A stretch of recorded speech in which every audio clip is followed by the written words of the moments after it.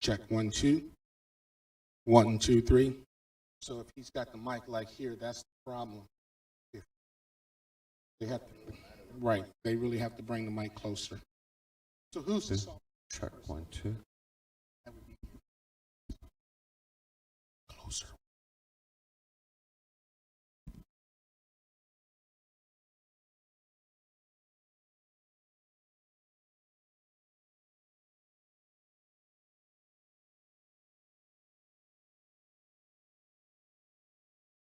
Check, check, 1 2. 1 2 3. 1 2.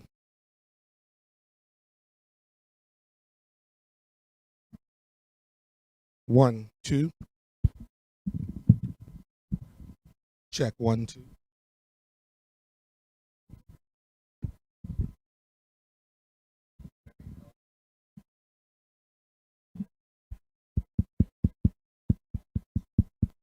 So we're muted. It's muted. Check, check 1 2 3.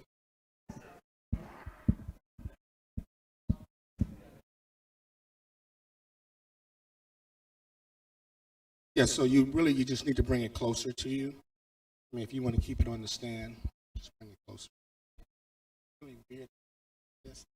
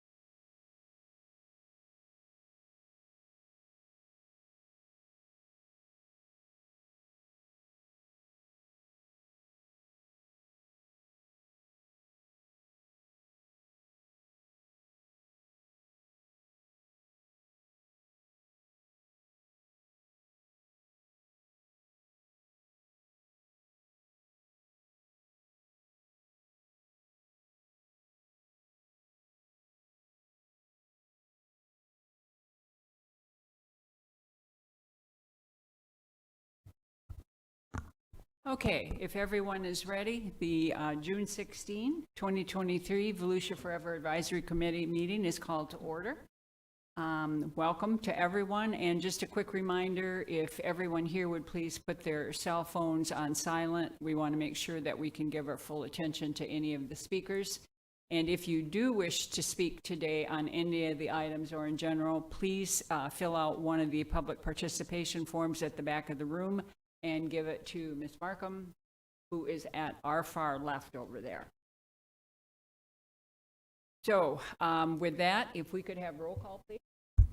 Wanda Van Dam. Here. Jessica Gao. Here. Keith Jester. Here. Steve Crump. Not here. John Gamble. Derek LaMontagne. Here. Suzanne John Macaluso. Here. Suzanne Schreiber. Here. David Sosa. Here. We have a quorum. Okay, very good. Now, at our last meeting, we were able to welcome 2 new members, and today we are pleased to welcome our final member to the committee, Mr. David Sosa. If David, if you wouldn't mind just telling us a little bit about yourself and why you wanted to be on the committee, that would be great. Thank you, Wanda.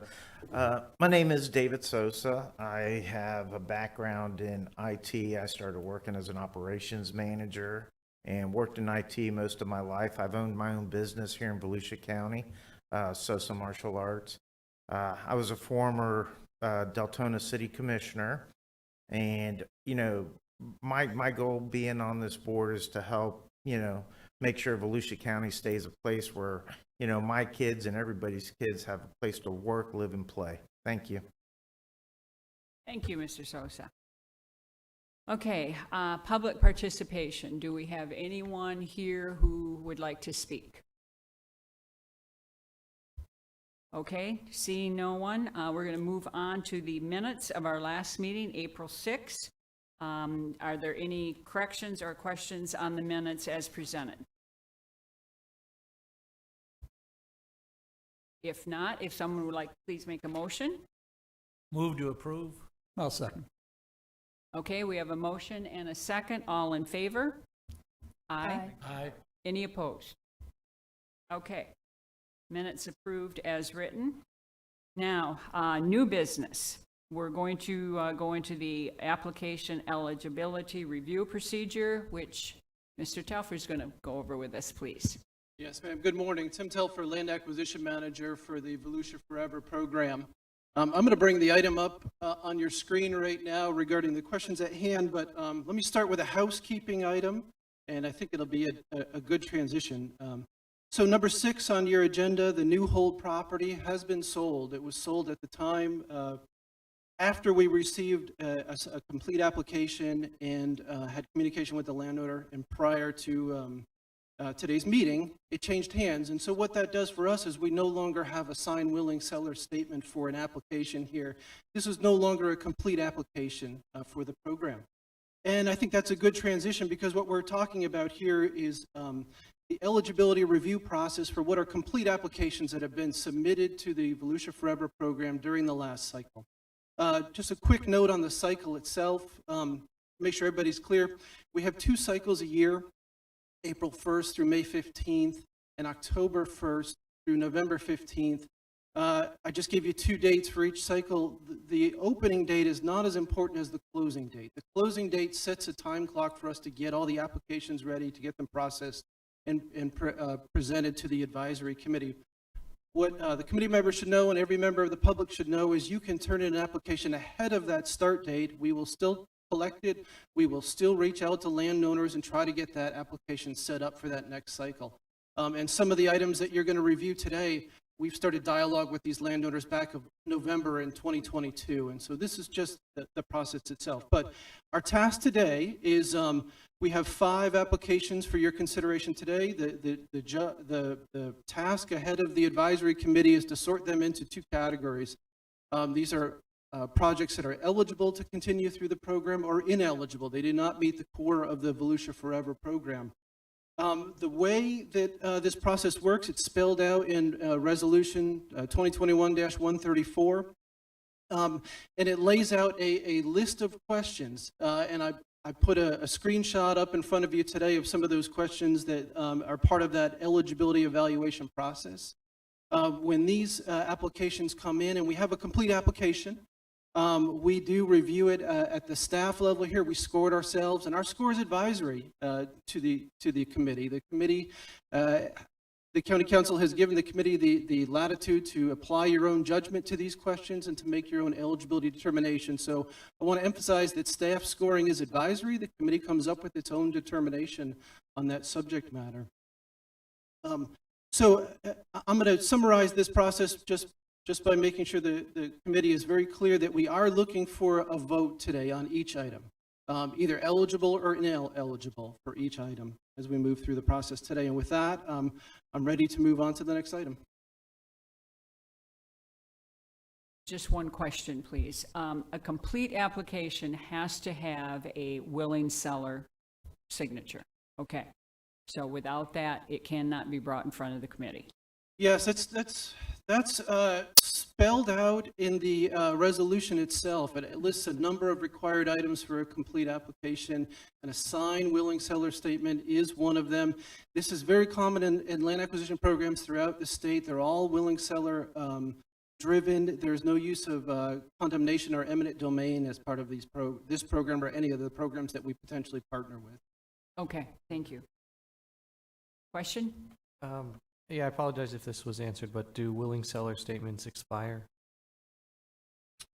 We've never come up with a scenario where we thought that it was outdated. Though there have been times when we had a willing seller letter from an applicant and a significant period of time passed, and we do reach out and make sure that they are still interested in participating in the program, but we've never wrestled with an expiration for that statement.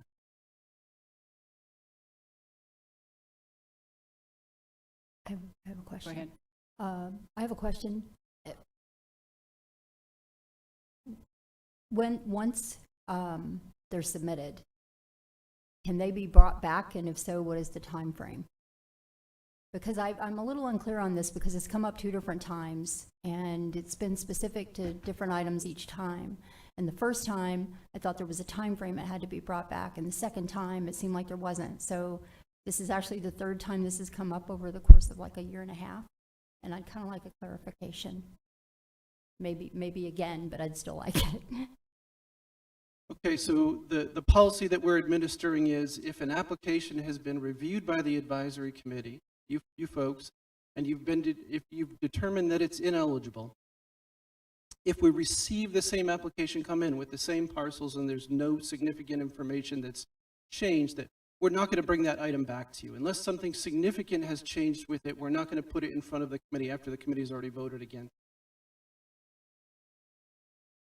Okay, with that, we are ready for the presentation on the first property, Lake Harney, please.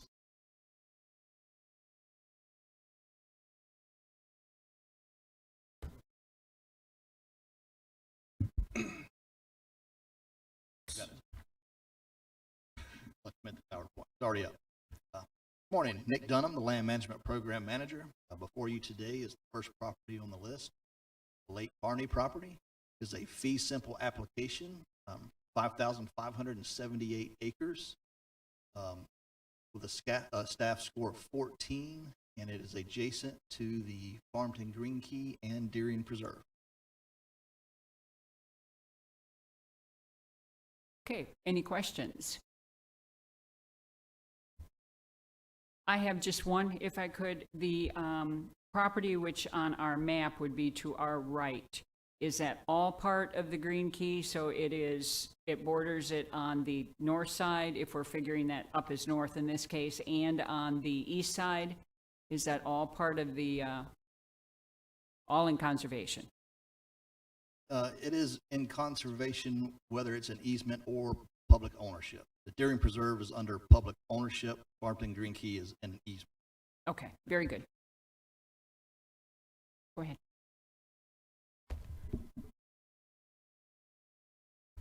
Is there going to be access to this property, to the waterway for the citizens if it's purchased? So access is one of those issues that we are currently discussing with the property owner. Now, there is access on a publicly maintained road to the property. As you traverse down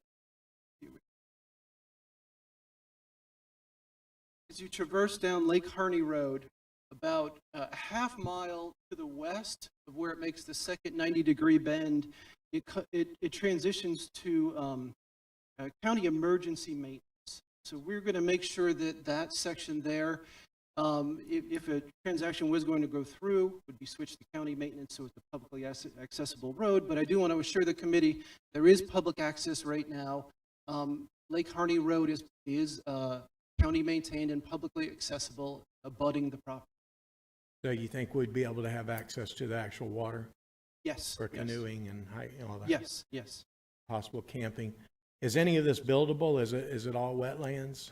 It is not all wetlands. There's significant portions of uplands on both the west and east sides. There's basically a wetland slough that kind of runs through the middle of it there, but significant portions of it are uplands, and as a sign of that, there's a significant acreage on the property, particularly on the east side, that's in pine plantation right now. I really like this purchase and how it will connect to what's already there. Of course, the concern is always price. So, but that's not in our purview. That's for y'all to work out. Okay, anyone else? I have some questions. Is this part of, or the Farmington Water District, is this contain part of their water? They've developed a private water district where they're selling their water themselves. Is this part of their watershed? So that's a question we would have to research. I'm not prepared to answer that today. Mainly because I'm just not familiar with the Farmington water distribution plan.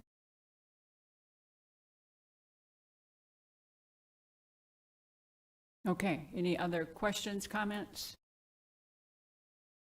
All right, just a comment, this looks like it's an excellent property to add to our potential acquisition program, and if someone would be willing to make a motion, we'll move forward. Yeah, I'll move that we accept this on the eligibility list. Second. Okay, we have a motion and a second to... I have one more question. Okay. I'm sorry. The archaeological site, I think it said. Do you know what that is? So there was an old canal, I believe, on that map. Correct? So the map is not in there because we don't share that, but it did have some multiple historical sites. So in Midden, there was a previous railway that they think there was a settlement on as well. So there's 3 or 4 different areas on the property that are on the state's archaeological and historical artifact file. Okay. Okay, any further discussion? If not, all in favor of marking this as a eligible property, say aye. Aye. Any opposed? Okay, very good. Motion. One comment, Wanda, I don't know if the new members know they need to put their vote on the sheet, sign it, and turn it in at the end. So At the end of the meeting, we'll be asked to turn in this sheet with how we voted on these properties. So if you want to mark it as we go, in case if you are concerned about remembering how you voted, good, thank you. I would like to tour this property when staff goes out. I'm assuming that hasn't happened. And I'd also like to find out the answer to the question I asked concerning the Farmington Water District and watershed. Yes, we'll research that for you. Yes. Yeah, thank you. I too would like to tour this property. Okay, next property is number 2, Lake George Inn Holdings. The second application for your consideration today is the Lake George Inn Holdings parcels.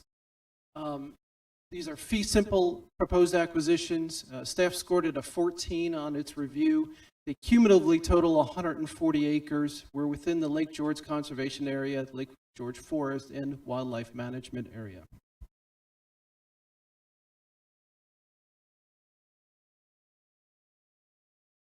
I'm sorry, all of these parcels are currently in the wildlife area or the management area? The Lake George? The Lake George, yes. Right, Yeah. okay, all right. Okay, questions, comments? No, okay. Does anyone want to make a motion on this one? I make a motion that we place these parcels on the eligibility list. Okay, we have a motion. Do we have a second? I'll second. Okay, very good. A motion and a second. Discussion on the motion? Okay, all in favor, signal by saying aye. Aye. Any opposed?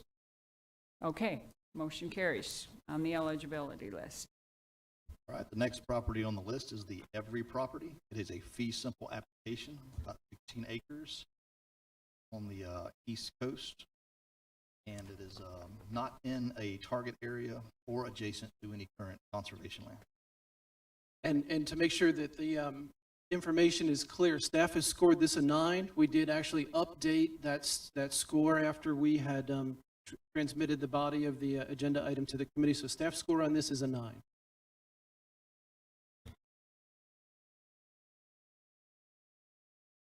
Okay, so an upgraded score. Any questions or comments on this one, please? Just a quick comment. I looked it up yesterday while I was reviewing. The zoning and future land use as incorporated in here, just for the board, both the zoning and the future land use are conservation under the Ponce Inlet zoning and then land use map. So there's this kind of whole corridor along here. So Okay, so the city designation is conservation at this time. Okay, very good, thank you. I have a question. The land on, I'm sorry, were you finished? The land that was on each side of it was part of future conservation area, apparently. Has staff spoken to any of those sellers? To be clear, are you asking about the one of the maps in our set that showed a yellow highlighted area? Is that the nature Correct. of the question? Okay. Yeah. So there is quite a bit of backstory with that layer.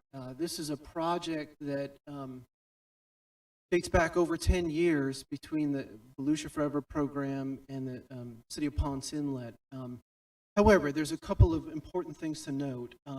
While this parcel showed up on the map layer, when we go back and we've looked at the information that was in the file from that time, this parcel ID number was not one of the parcel ID numbers listed for the project area, and it didn't show up in any other correspondence.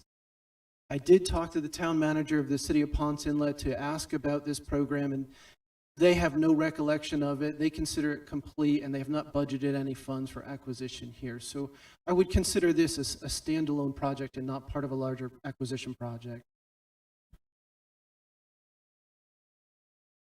Wanda?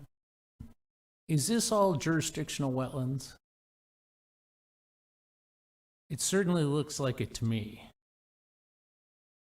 So not being able to be developed in any way without extensive work and huge amounts of money, right? We're all going to be hesitant to answer the question of how much is jurisdictional until somebody has gone out there with a regulatory body to confirm those lines. I think the wetlands speak for themselves on the property, though. Okay. On the description, it showed the pine forest. And I don't see any pine forest looking at that. And it all, Mangrove. swamp pine forest, yeah, it says pine forest. Looks very wet to me. You, go ahead. The majority of the property is very wet, but a tiny little pine island may show up on an aerial when they type these out. Okay. They would have typed that. Do either of y'all see any benefit for the citizens owning this property? Well, I'm going to do my best to not lead the committee into a decision on this one. It's listed on the property appraiser's website as wasteland drainage borough pit. So, and they purchased this property for $3,082. And you answered one of my questions. Ponce Inlet has no interest in participating, correct? And it is in Ponce Inlet city limits, correct? Both questions are correct. With that, I'll move that we vote no on this. Seconded. Oh, I apologize. Yes, thank you. Just a couple quick questions. So, I just see on one of the maps, a little bit south is the Timucuan Oaks Botanical place. Is that, who owns that one? It's on page 89. Just curious. If you know. If you don't know, that's okay.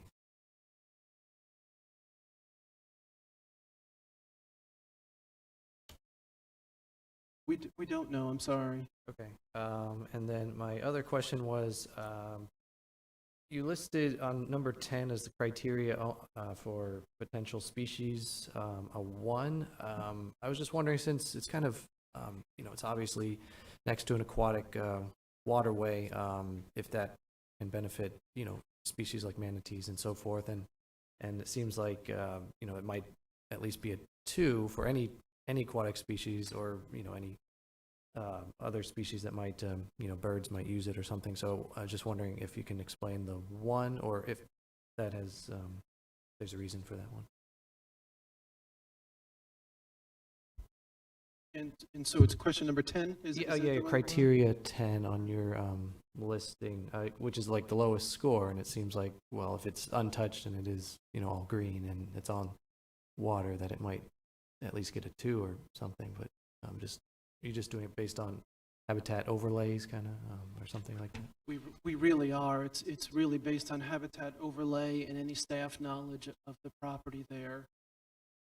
And so sometimes it's tough to go back and recall the exact conversations that take place when we have these meetings. I do recall us talking about it being basically a homogeneous community out there that would have very specific limited number of endemic species. But I do want to emphasize to the committee that that was a staff discussion, and the committee may have a different view, and you're certainly entitled to a different view on that. Yeah, so again, I'm concerned about the aquatic species, and really, I know we're purchasing land, but land has the benefit to those by either, well, not, having runoff go on to there or anything like that, so it provides that buffer, obviously. And if I can help with the point I think you're trying to make, is that, I mean, are you referring to the mangroves and the habitat? Yeah, if there's mangroves and stuff like that, yeah. So mangroves do provide significant habitat for fish in an early part of their life cycle. So if that's where you're going, I certainly can help you make that point. Okay, thank you. Yeah, I guess I just thought, yeah, in my opinion, it should be at least a 2, I guess, but that's my opinion. Thank you. But either way, it's a yes on that question, whether it's a 1 or a 3, or it's a yes. Okay, all right. Ms. Scow. Just for the process side, when we have situations like this where they've asked for fee simple, they haven't met that, do we go back and ask them if they'd like to be considered as an easement applicant as well, or do they have to apply? Well, if it's a 9, it would be, correct? Staff score is a 9? So we would actually want to regrade it to be sure, because some of those questions we do answer a little bit differently, particularly with management or something like that, we'll answer them a little bit differently if the proposal is an easement.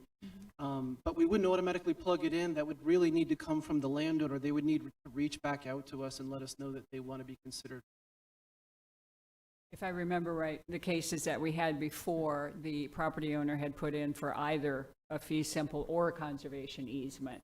This property owner, I think, only put in for fee simple. I understand. That's not really what I meant. Okay. I meant that, no, it's okay. I realized after I said it. The staff score is a 9. So according to staff, in their recommendation or their information, it qualifies for fee simple. No, 10 is the threshold for fee simple. Okay, But it currently is at a 9, is that correct? That's the recommended staff score. Got it. And I'm only reiterating that because it changed. Yes, yes, yes. It went up to a 9, and it's presently at 9. Okay, okay. So if the property owner comes back requesting a fee simple, conservation easement consideration, then they reapply to staff with that request, correct? Yes, Okay. yes. Mr. Sosa? Yeah, I have a question. Like the city of Ponce Inlet, they have this designated for their future land use as conservation. However, if you have a council that decides that they want to change the land use, they can still come back and do that at a future date, correct? Yes. Yes. Now, even though this is wetlands, or a majority of it potentially wetlands, that doesn't stop them from coming in, bringing in fill, and actually developing that piece of property, correct? I mean, because they do have the wetland mitigation where you can pay X amount of dollars and do whatever you'd like to do with that property. Now, my question is from an environmental standpoint, that waterway, is it environmentally sensitive?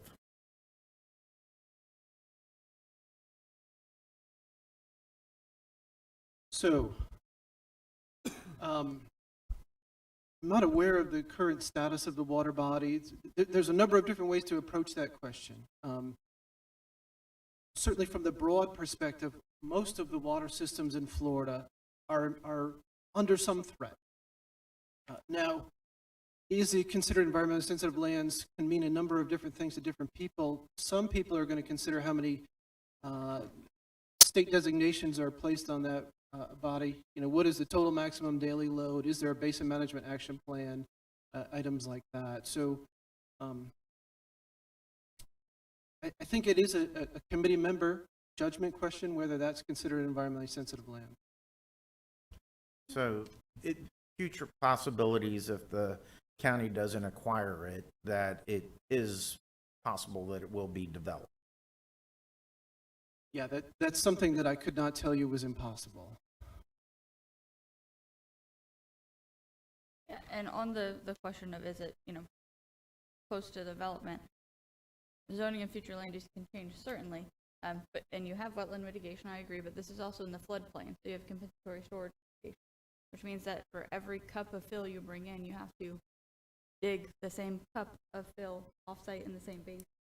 And so when you put the floodplain and the wetland and the zoning and land use hurdles for this site, I don't see it as an imminent risk of development. I think it's fairly protected based on the nature of it, but I would like to see them request easement. So I have one more question. I located the map that I was referring to that says ecological link, and it shows north and south that there are Ponce Preserve, Green Mound State, and then the Timucuan Oaks Botanical. So all of that in between there, those two, are conservation right now, designated conservation, but is that correct?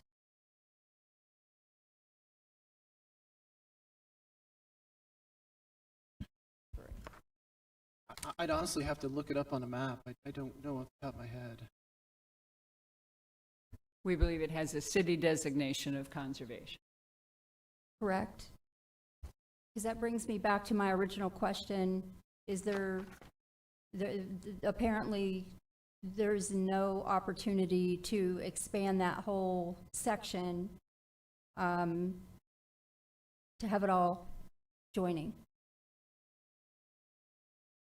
for future. You see what I'm saying? Anyone? Yeah, we would have to acquire, you're talking about acquiring all of those parcels. If there's a potential for acquiring all of the parcels. Correct. And the other reason I ask is I can't tell how many parcels that is if you, from this Okay, map. okay.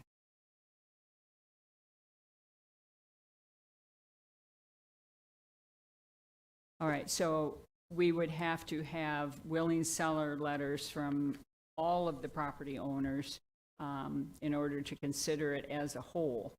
And, yeah, at this point, we don't know how many property owners that entails. No, we don't. No, it would take some dialogue with the property owners. to get us to Okay. that stage. All right. And if the property owner does decide to do a request for a conservation easement, they need to reapply so that it can be reconsidered, correct? Correct. Okay. Out of sheer curiosity, has anyone spoken to the city of Ponce Inlet government? Yes. Yes, I talked to the town manager. Okay, They do not have acquisition funds set aside for this project. okay. Okay. Other questions, discussion? I don't think we have any public participation forms on this one, so we have a motion. We have a motion to deem this ineligible. Mr. Brown, could you weigh in on making the motions, how we make the motions, please? In terms of a negative versus a positive. Do you want all of the motions made as being a positive and then vote? It's whatever the will of the body is. So Mr. Okay. Chester made the motion to deem this as a property that's ineligible for consideration. Okay. It was seconded by Mr. Gamble, so that's fine. Okay, all right. I just wanted to clarify that, if you were looking for a positive in terms of a motion. Okay, very good. So we have a motion to deem this not eligible, and we have a second, Mr. Gamble? Okay, all right. All in favor of deeming this ineligible, please say aye. Aye. All of those opposed to that? No. No, Okay, let's do a roll call, if we could, please. And on the roll call, a yes means that we're voting against putting it on the eligibility list. Okay, very good. Correct. Mr. Chester? Mr. Gamble? Yes. Ms. Gow? Yes. Mr. LaMontagne? No. Mr. Macaluso? Yes. Ms. Schreiber? no. And Mr. Sosa? No. Ms. Van Dam? Yes.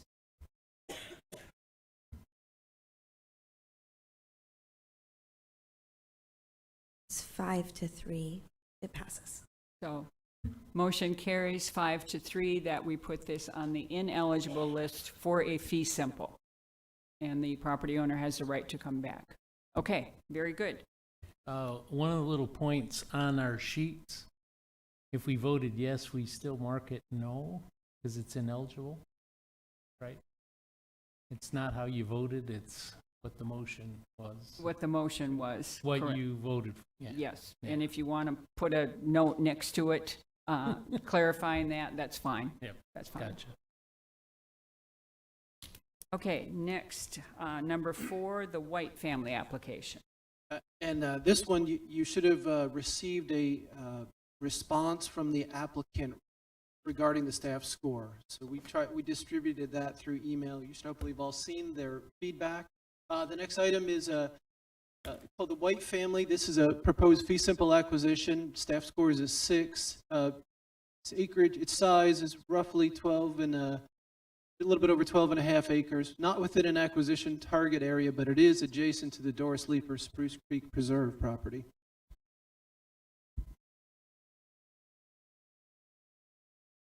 Okay, questions, comments?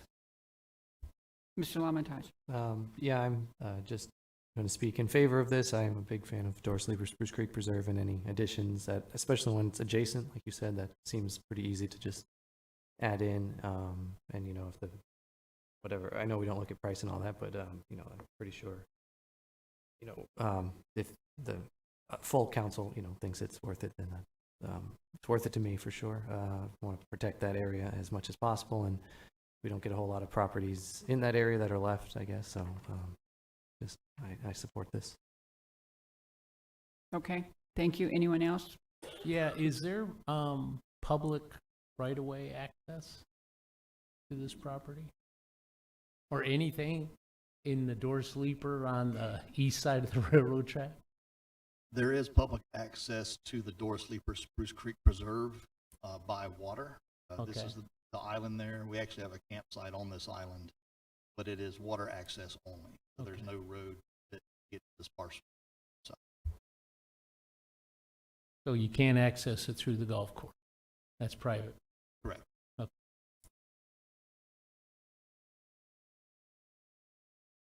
Where that little U is on the top of that, is that part of the Doris Leaper or is that part of the golf course? It looks like it may be a golf hole. It is, when I click on the property appraisers page in that little U area, it highlights the entire golf course property, so it's associated with the golf course itself. So in the middle of what would be the citizen's property is part of their golf course.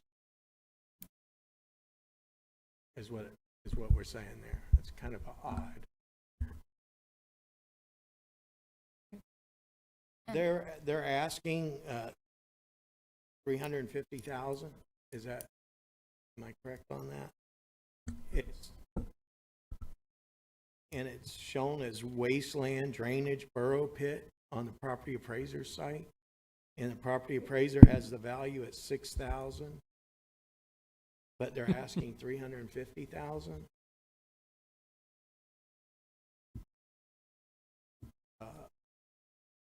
I get the part about it being attached, but this is, for me, I move that it's going to be a no. Okay. Ms. Gow? Yeah, I was just going to say, I don't think it's actually a hole in that U shape. I think it's probably a stormwater feature if you look at the aerial map. But I agree, I don't know how the parcel was created at all. I looked back at the property appraiser and it looks like the sale before this one was a tax deed. And so then that tax deed company sold it to someone. And so I think it was a kind of a prospect. I'd make the same comment that I'd be interested to see what the easement acquisition analysis looked like, but that's not what they requested. Anyone else? Yeah, are you sure they did not talk about easements at all? And I thought that was part of their discussion. There is a message in the application regarding easements, and it intimates that they are associated with the golf course, so there would be regulatory easements associated with the golf course itself. And then is this within the optimum boundary of the preserve, or is this outside of the optimum boundary? This is outside the optimum Outside, boundary. okay. All right, very good. I have a question. Is there already a conservation easement on that particular property? There is, that's the regulatory easement we were just discussing. Okay. Now, there's some discrepancy whether it covers the entire property. We're still working with our mapper to try to figure out exactly how much is encumbered, but certainly some of it is encumbered by So an we easement. might be paying 350,000 for what's already an easement. Yeah, but can you comment on, do you know how much the property that is part of the preserve there was purchased for, whenever it was purchased? I guess it was a long time ago, maybe. It seems Yeah, like in and line with. just a quick reminder, Mr. Weaver, back when we did this, was always reminding us that we are not to consider financial matters. We look at the property based on the merits of the property, and only the merits, and leave the financial end of it to members of staff. So understand that some of these things are going to be running through your mind, but we should not be using those as a basis voting, okay? Well, yeah, based on merits, I feel it's the same kind of land as the land right next to it, and that is worthy of preservation, and Doris Leaper is my favorite place to go. And so, yeah, any expansion of it, I think, is worth it. And if the line of like optimal boundary, that's up to us to adjust. If it's, it was drawn at one point, and if it's the same kind of forest right there, that would be a chance to make it a little bit bigger, considering in other places it's going to get, lessened. I'm sure we won't reach the full boundary everywhere. I apologize. I do have another question. Is this in the city of New Smyrna Beach? I believe it is. Yep. It said incorporated into, Is it unincorporated? No, should be city.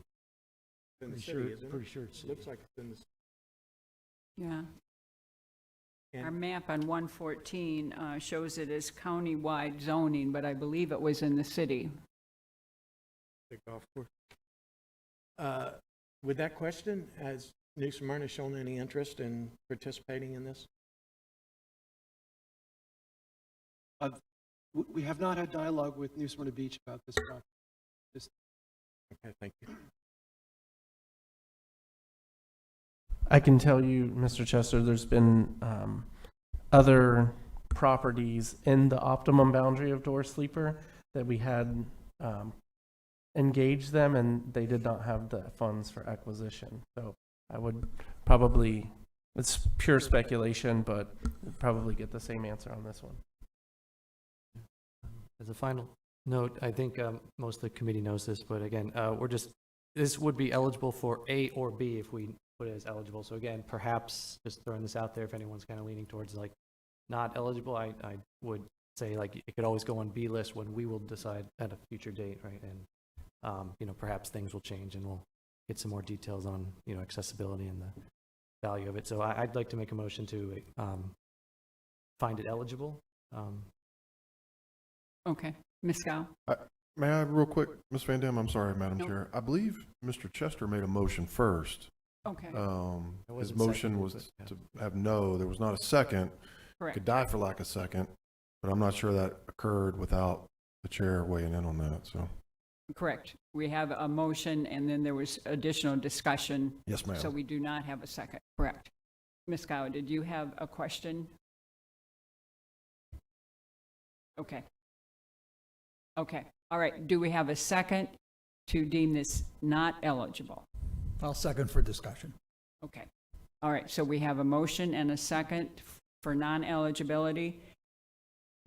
Continue discussion, Ms. Scow? Yeah, so I just wanted to say, we have a staff score of 6.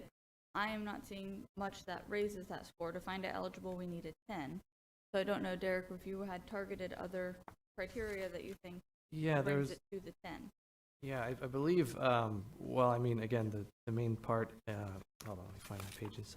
There was a lot of NAs, I think, that should not have been NAs, but, and again, in this one, if I'm pulling up my right tab here, yeah, again, potential for species, again, another 1 out of 5. Door sleeper is really, I'm worried about its biodiversity being isolated in the whole state.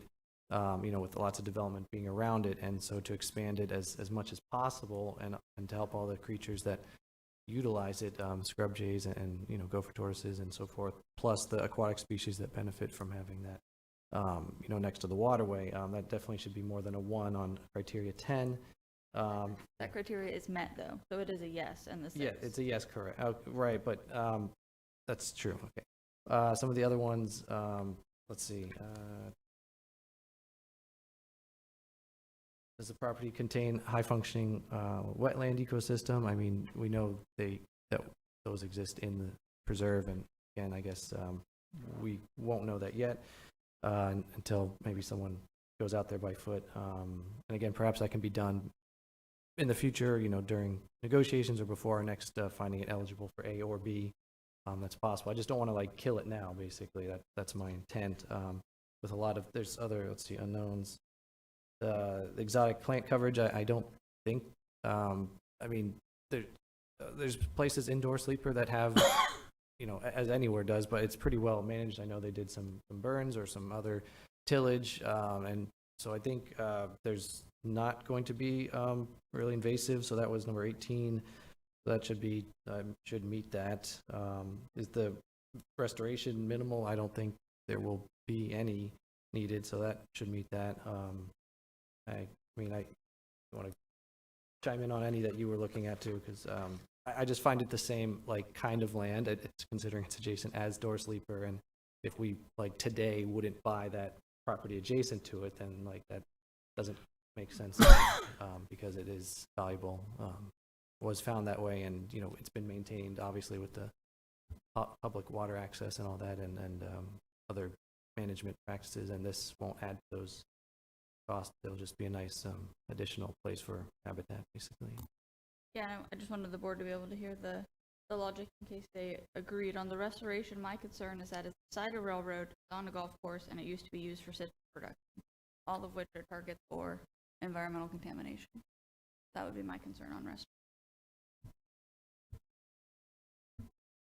Okay. Any other discussion?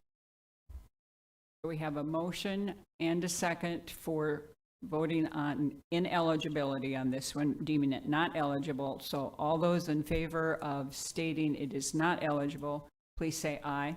Aye. Opposed? Nay. Okay, roll call again, please.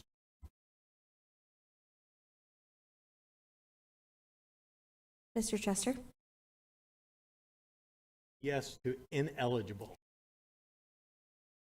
Mr. Gamble? Yes. Ms. Gao? Yes. Mr. Lamontagne? No. Mr. Macaluso? Ms. Schreiber? Yes. Mr. Sosa? Yes.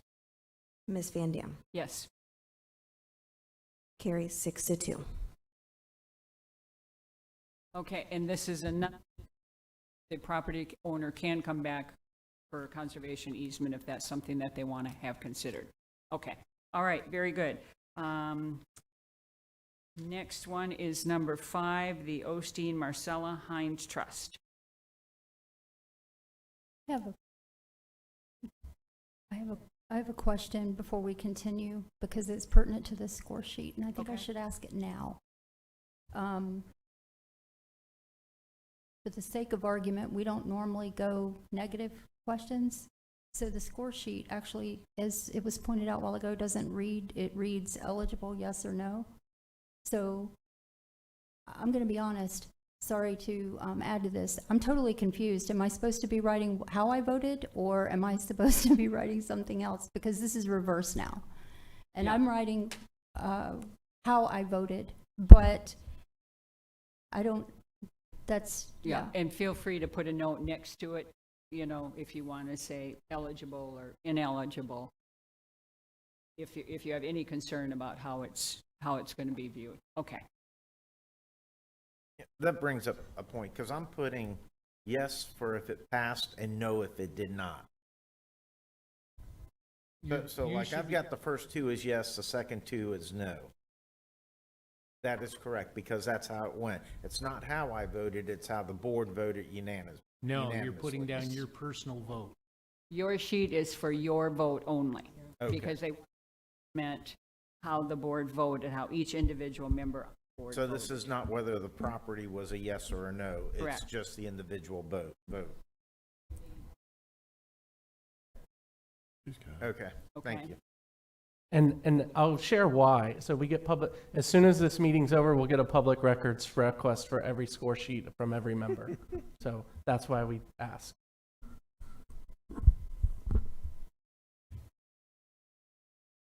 All right, next property up for consideration is the Osteen Marcella Hintz Trust. It is a fee simple application of almost 10 acres. It is not adjacent to a current conservation property or in a target area. Received a staff score of 6.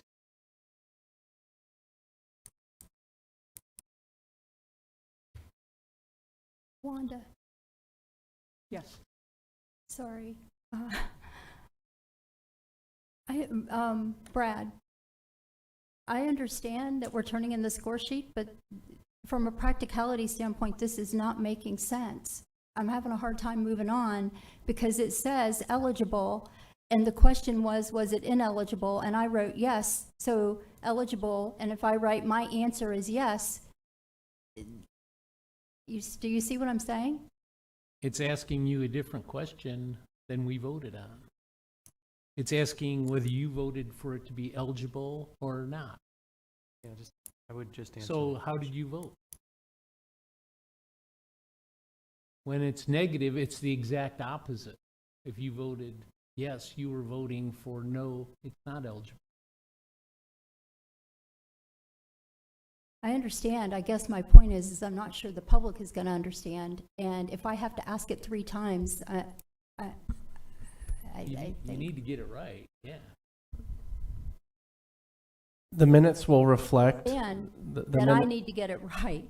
Thank you for the little, The minutes will reflect the vote, and we have a spreadsheet. So maybe what we'll do today is do your best here, and Sarah is tracking on the spreadsheet, and we will share that as the public records request. The other thing to do, and it's, as I said earlier, is there's nothing wrong with making a motion in the negative. Just adds, it can add to this confusion. So if you just want to, in the future, somebody just makes a motion, I deem the project eligible, and then you can have your discussion as to why you're going to vote no, and that would have the same effect, not add to confusion to the sheet, but really it's however the will of the committee wants to handle it. Yeah, and that's something that I think some committee members, not necessarily this committee, but some committee members are hesitant to make a motion in the positive, thinking that that's going to be viewed as how they consider it, rather than just bringing the motion forward and seconding it so that we can vote on it, and then that they can vote however they want. Yes, ma'am. And Brad just had a great brainstorming session that in the future we can change your sheets, eligible, ineligible. So we'll put a little Yep, that check was the so other. it doesn't have confusion. Yep, that was the other thing. Okay. Okay, so staff presentation on the Osteen Marcella Heinz Trust. Any questions of staff? Ms. Scott? Just a quick question, because we did get that the handout in the packet. It sounds like there's a request to not vote on this item until the remainder can come back. Is that the intent of the applicants? I don't know if they're here, or is it just a public comment? Can you clarify that a little bit further? Sure. So we were handed this pack of information? I think that came from a member of the public, I believe.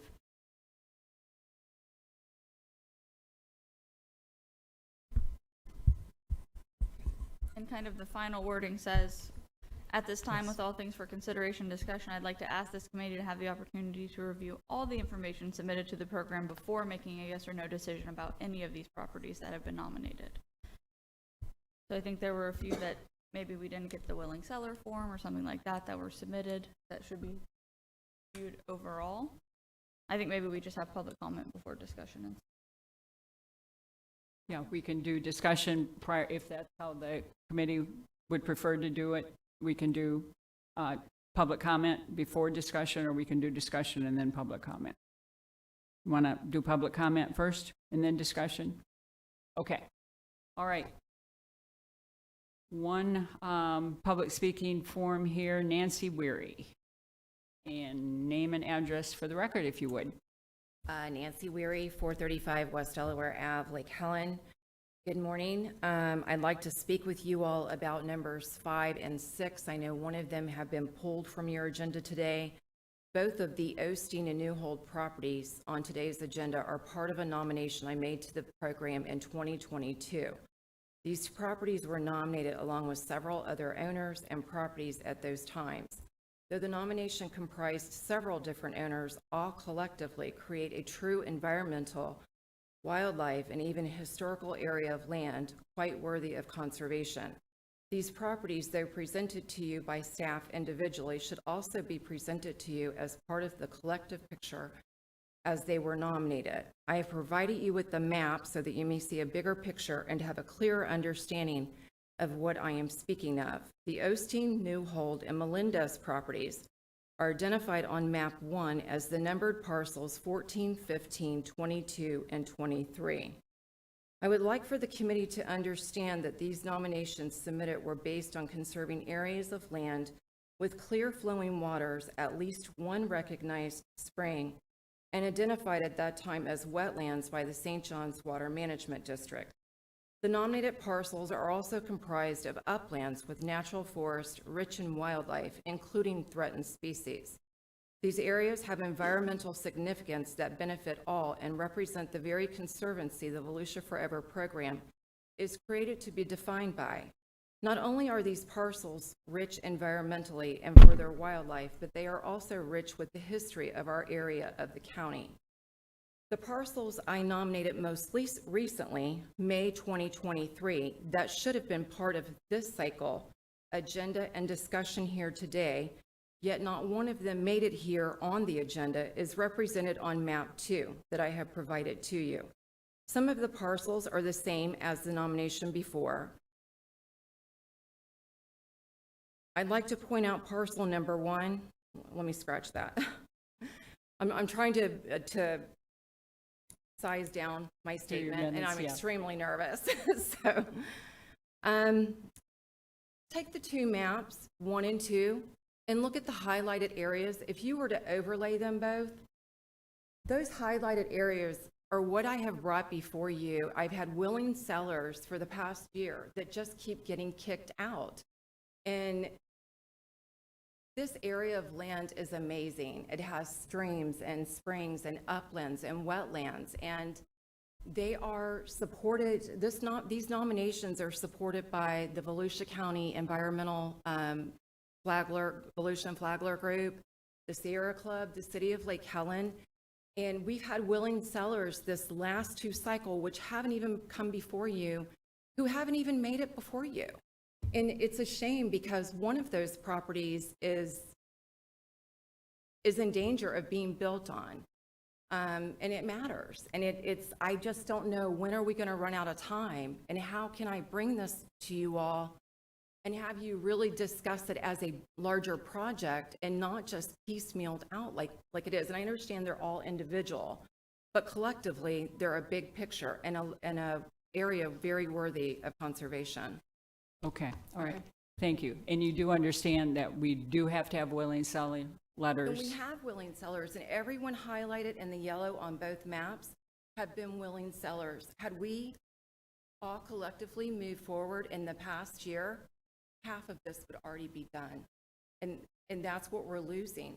What happened last time, I don't want this to be seen negative. I just want to point out, when Miss Melendez was here last time, and she's been here twice, because the history of her parcel is so phenomenal. We lost her as a willing participant because of what happened last time. Mr. Newhold, his experience was pretty much the same, and that's why he just recently sold to a private individual. Okay. We have to do better. All right, thank you. Okay, discussion from the committee.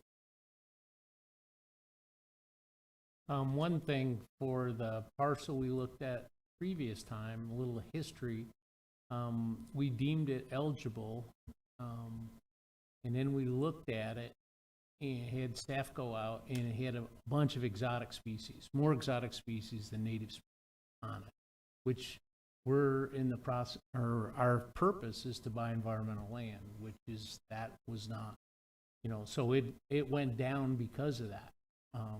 And that's one of the issues, is that we don't look at, we can deem them eligible. I personally thought that this corridor sounded like a great idea. And what they might want to do is get somebody like the Nature Conservancy or somebody to come and buy up all these parcels and then work with the county, come back when they're all together, and then the county can make a decision on whether that's something we want to do. Many times, those private groups have a lot more flexibility than the county does. Because looking at these things piecemeal, if we deem them eligible and staff goes out again and it's the same stuff, there's a bunch of rain trees and other exotic species on it, we're going to go the same way. And it's not, those people think that property is wonderful, but that's not what we're here for. We're here for environmental, and those exotic species are not something we want to get into, because I mean, if you bought it, Nick would have to clear cut the darn thing and start from scratch. All we got is dirt. We don't have, so at least that's some of the history on it. And I think having a corridor through an area like Lake Helen, I thought that was a good idea. I mean, I like the concept, but execution of it is very difficult. So, and it's not anybody's fault. It's just that, we're to do certain things, and if they're all exotics all up through there, that's not something that, to me, that this committee's gonna vote favorably. So, yeah, that's just my thought. And we need to remember that we are limited to what we have in front of us. That is what we can vote on, is what is in front of us based on a willing seller letter. So that's where we're limited. Okay, Ms. Gao. Yeah, I want to reiterate that as well. I think this corridor is interesting, and I think that we've, looked at it in the past. But I have a question at the end here, but I want to say that when you're looking at little pieces here, we have to have each application stand alone. And so if it's an application that has multiple parcels in one that we can look at for the overall picture, that's fantastic. I think what we've seen in the past and experienced is a single parcel. Today we would have had two to look at. And my recollection of the Melendez property is that the request shifted too between eligibility and the ranking to change the configuration. And so my question to staff is, do we have others that are in the pipeline and we just didn't get paperwork completed and they will come back forward? And before you answer that, the second question is, if there was a request that we take a pause, we don't vote on this yet until they come back, is that right to, request the continuance on the nominator or on the owner? Okay. First of all, regarding the other willing sellers, the way things transpired, we ended up getting 26 nominations on the 15th, the day the window closed. So it took us a while. We first then take those nominations, we enter them into a log. We have a tracking sheet that we utilize for both applications and nominations. Once it's on that tracking sheet, we send out a letter to the property owner asking for their, asking them to sign the willing seller letter to get to that complete status. There was another set of willing seller forms that came in the day we had prepared the agenda. So the agenda and all the backup material, it does take us quite a bit of time to get it together, and trying to make a change once it's together is like turning an aircraft carrier. It really is going to cause some delays, and we're trying to make a deadline of getting our material out to the advisory committee at least a week ahead of time. We really feel strongly that we need to stick to that. If we move past that, it creates a lot of congestion on your calendar, so we try not to do that. The second question may have been highly legal, but I think it's one worthy of discussion because there is contemplation in the resolution regarding a project area, designation of a project area. And I think that that's what we're missing here, is just having it come in as, okay, this is the project area that we'd like to have considered. There be an evaluation of the project area as a whole. What does the project area do for the surrounding ecosystems? How does it score out, et cetera? And then, at the same time that project comes forward, an individual application. I mean, the resolution talks about keystone parcel in a project. So I think the pieces are all there. It's just a matter of how it's assembled and presented to the committee. Okay, other question? I have some questions. First of all, I just want to point out that we didn't start out with connectivity in this county. I keep hearing statements about connectivity. You don't start out with all of this land being connected. That takes time, which is part of the problem with this situation being staggered out. My next question is, based on what you have received, if this were to continue to our next meeting, how many do you have in the pipeline, counting this one right now, for the next meeting?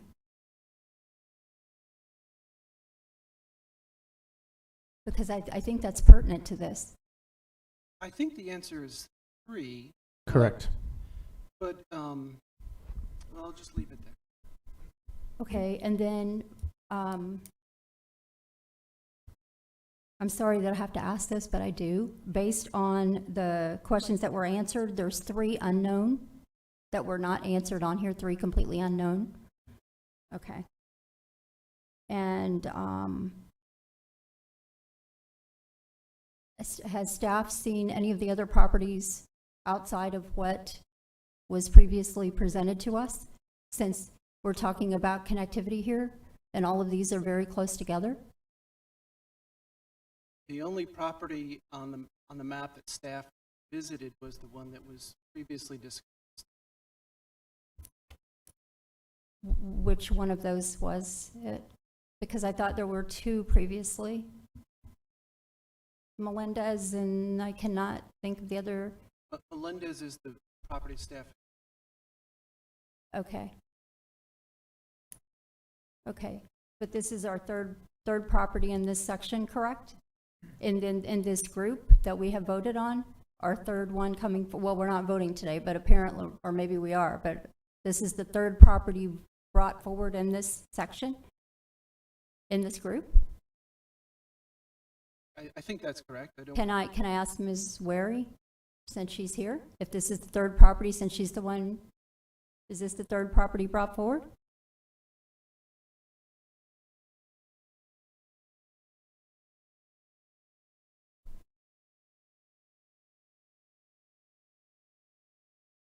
Ma'am, can you please step to the microphone if you're gonna, so we can get you on the record? Thank you. You guys have also gone over the Dondi properties, which are represented in map 1 as number 4, in map 2 on 2, 4, 5, and 10, and basically ruled them out. And Mr. Dondi has been in touch with myself and Mr. Telfer during this process. I don't understand why I've been told he can't even be reconsidered because he's already been kicked out, and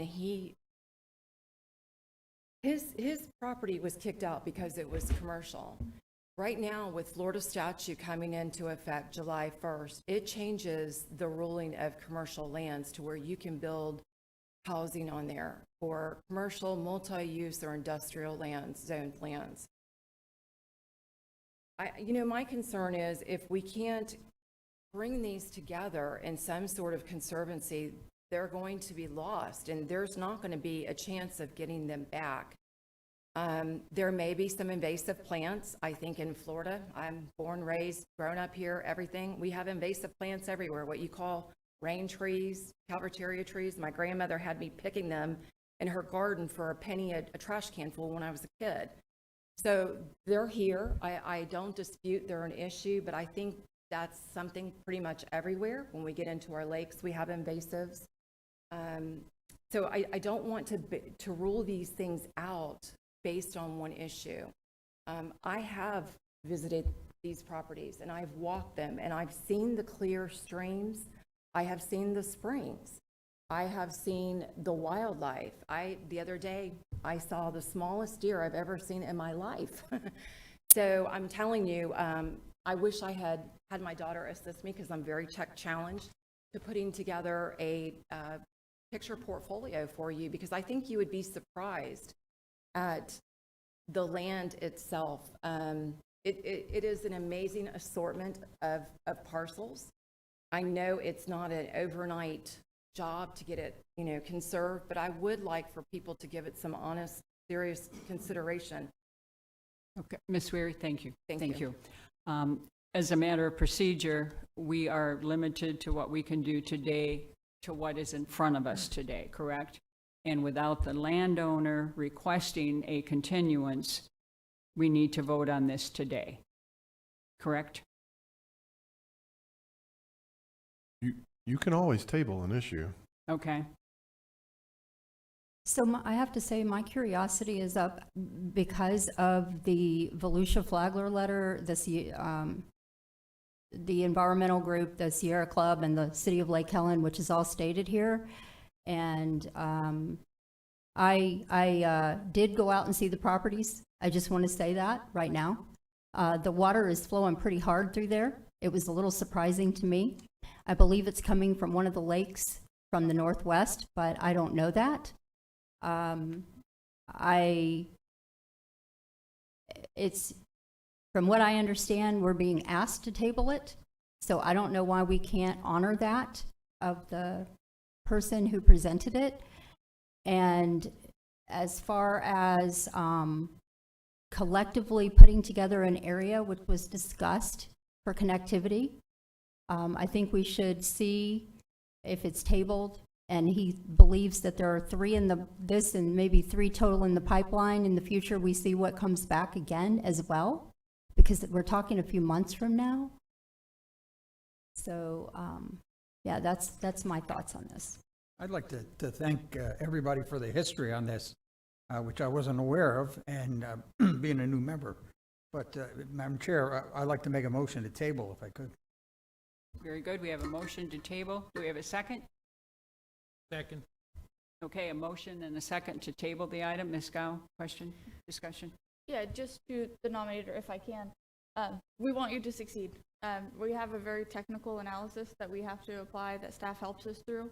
And so anything that can be done in that interim time, you know, copies of those letters that you have that you mentioned in your statement would be fantastic, photos, because like staff has said today, it's our job they give us an analysis, but we have to decide if the criteria are met or not. So any evidence you can provide on those criteria being met for this property or others that come forward would be fantastic. And also discussion with the owners. You know, right now it's just listed for fee simple. If that's all they want, that's fine, but easements give them a little more flexibility too. So we want to see this move forward, and the more information that can be provided would be helpful. Yeah, I don't think there's any dispute that we would like to see something like this come together, but we are limited by what is in front of us. We're limited by willing seller letters. We've got to have the letter from the applicant, not from the person that nominates the property, but from the landowner, that they are interested in the program. So just getting the parcel nominated does not mean that we can take it under consideration. So I do understand a little bit. I mean, I'm not disputing anything you're saying at all, so I don't want to come off that way. But if there's 2 in the pipeline and there's 1 on today, and we've already voted on 2 or 3, collectively that's something like 6, and I'm just guessing here. It becomes difficult. This is her, 3rd trip here? We're kind of estimating. I don't even know if we know. If we're going to pursue it, table it, and giving more time, and hope that some of the best doesn't sell for development, because that's actually what happened to the 1 on the agenda, which is kind of a bummer now overall, that we can't, even have that discussion overall here today. So I would just say it's not from a lack of trying, coming back 3, 4 times, and now we're going on like another time to try to pull it all together. So I hope that more come forward now. agreed. So I agree. I appreciate the tabling motion. I have some questions and comments, but he raised his hand first. I don't know if we're supposed to vote on the tabling first, or we can go ahead and make our questions and comments. We continue discussion until everyone's comfortable. I know this property, all these properties, probably better than most. And I appreciate what's trying to be done very much, because it would make a wonderful trail through there for biking and hiking and other activities. And it does connect waterways. The water that goes through there goes into Lake Macy, then goes on to Casadega Lake and beyond. So I see value in what's trying to be done, and I appreciate the efforts that are being put into this. I'm concerned who's going to maintain this. I think this would be a better city project where the city of Lake Helen should be involved with this. And the city should have some skin in the game, and I think the city should also be the one maintaining this as a whole. I don't know, with all these, are we asking the county to purchase it and then maintain it? Is that the question? And it's in the city of Lake Helen. And I think that this would be a much better city project where the city get involved and make this happen. And if the city came with all of these property owners collectively, then there could be a forever and city partnership, possibly county-city partnership to make this happen. But the way it's going now, with all of these different pieces, we don't know who's going to maintain it. That hasn't been stated to me anyway. And certainly, suppose Forever buys 3 or 4 of the properties, and then a couple of the key properties are sold, and it creates a block. There's a house built or whatever, and it creates a block right in the middle of the corridor.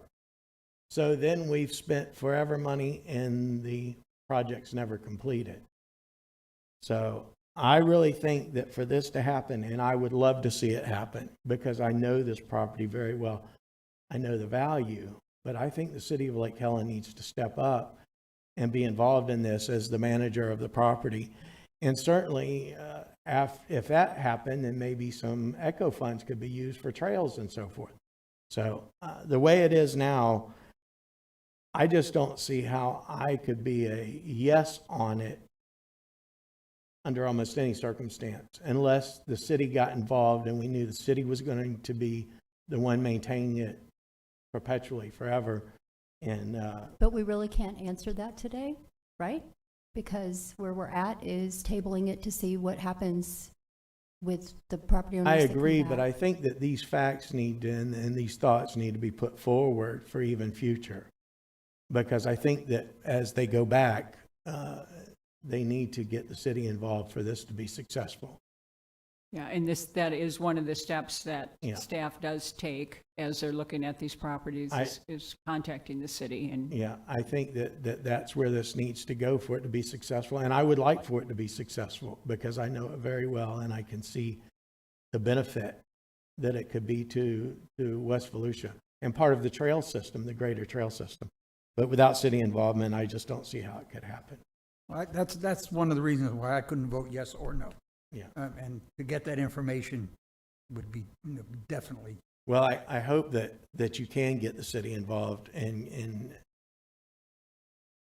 well, to me, they need to more than just a letter of support. They need to have skin in the game and be willing to maintain it and make it happen and make it into a trail and bring all these parties together so we can be assured that it is all coming together. A lot of the piecemeal that occurs through forever is properties that can't be built on, that are out in the middle of nowhere, that were bought up many, many decades ago. So yes, that's a little bit different with the piecemeal process, because nobody can build on them anyway. So we're just buying those up so we can manage them.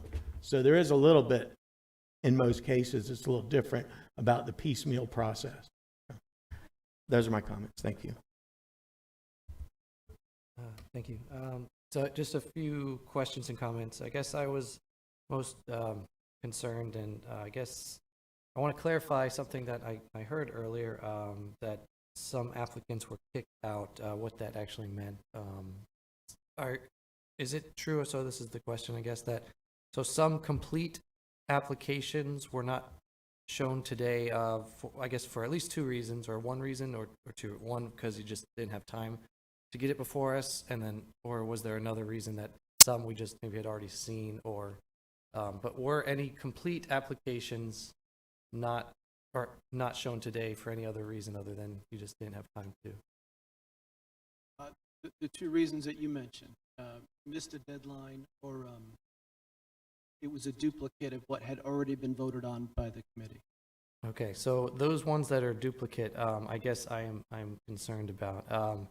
So when you say the committee, obviously, well, to me, I believe that once like this committee had been renewed with this new iteration for this year, it is kind of a new committee, just like in Congress or any, in Tallahassee, once every year or every 2 years when there's a vote and there's new people in office, then even if a bill was heard the previous session, like if it really, that should not be a barrier. I really would like us to see every application that's complete. And for sure, if the timeline is a problem, I would like us to not schedule, I guess I want to make sure you guys have enough time. Like, maybe when that the deadline is for the applications, there should be more time between that and this meeting to allow, because like you said, it's like 4 weeks basically total, and you want to get us the material a week before.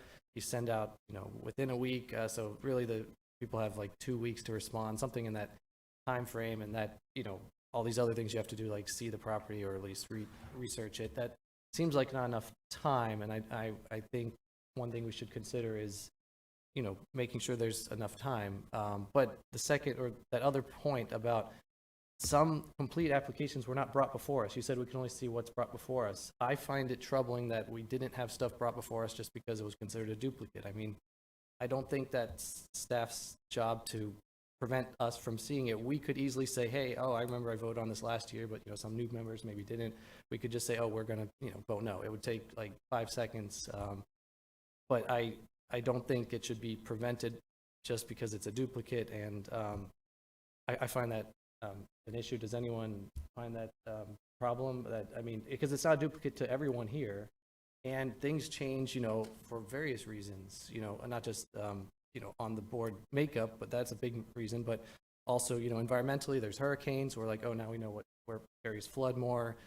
There's additional other studies done environmentally. And so that's my feeling. I don't mean to I hope it doesn't come off as too much criticism, but I would like that to be the intent, is that we see everything that's a complete application.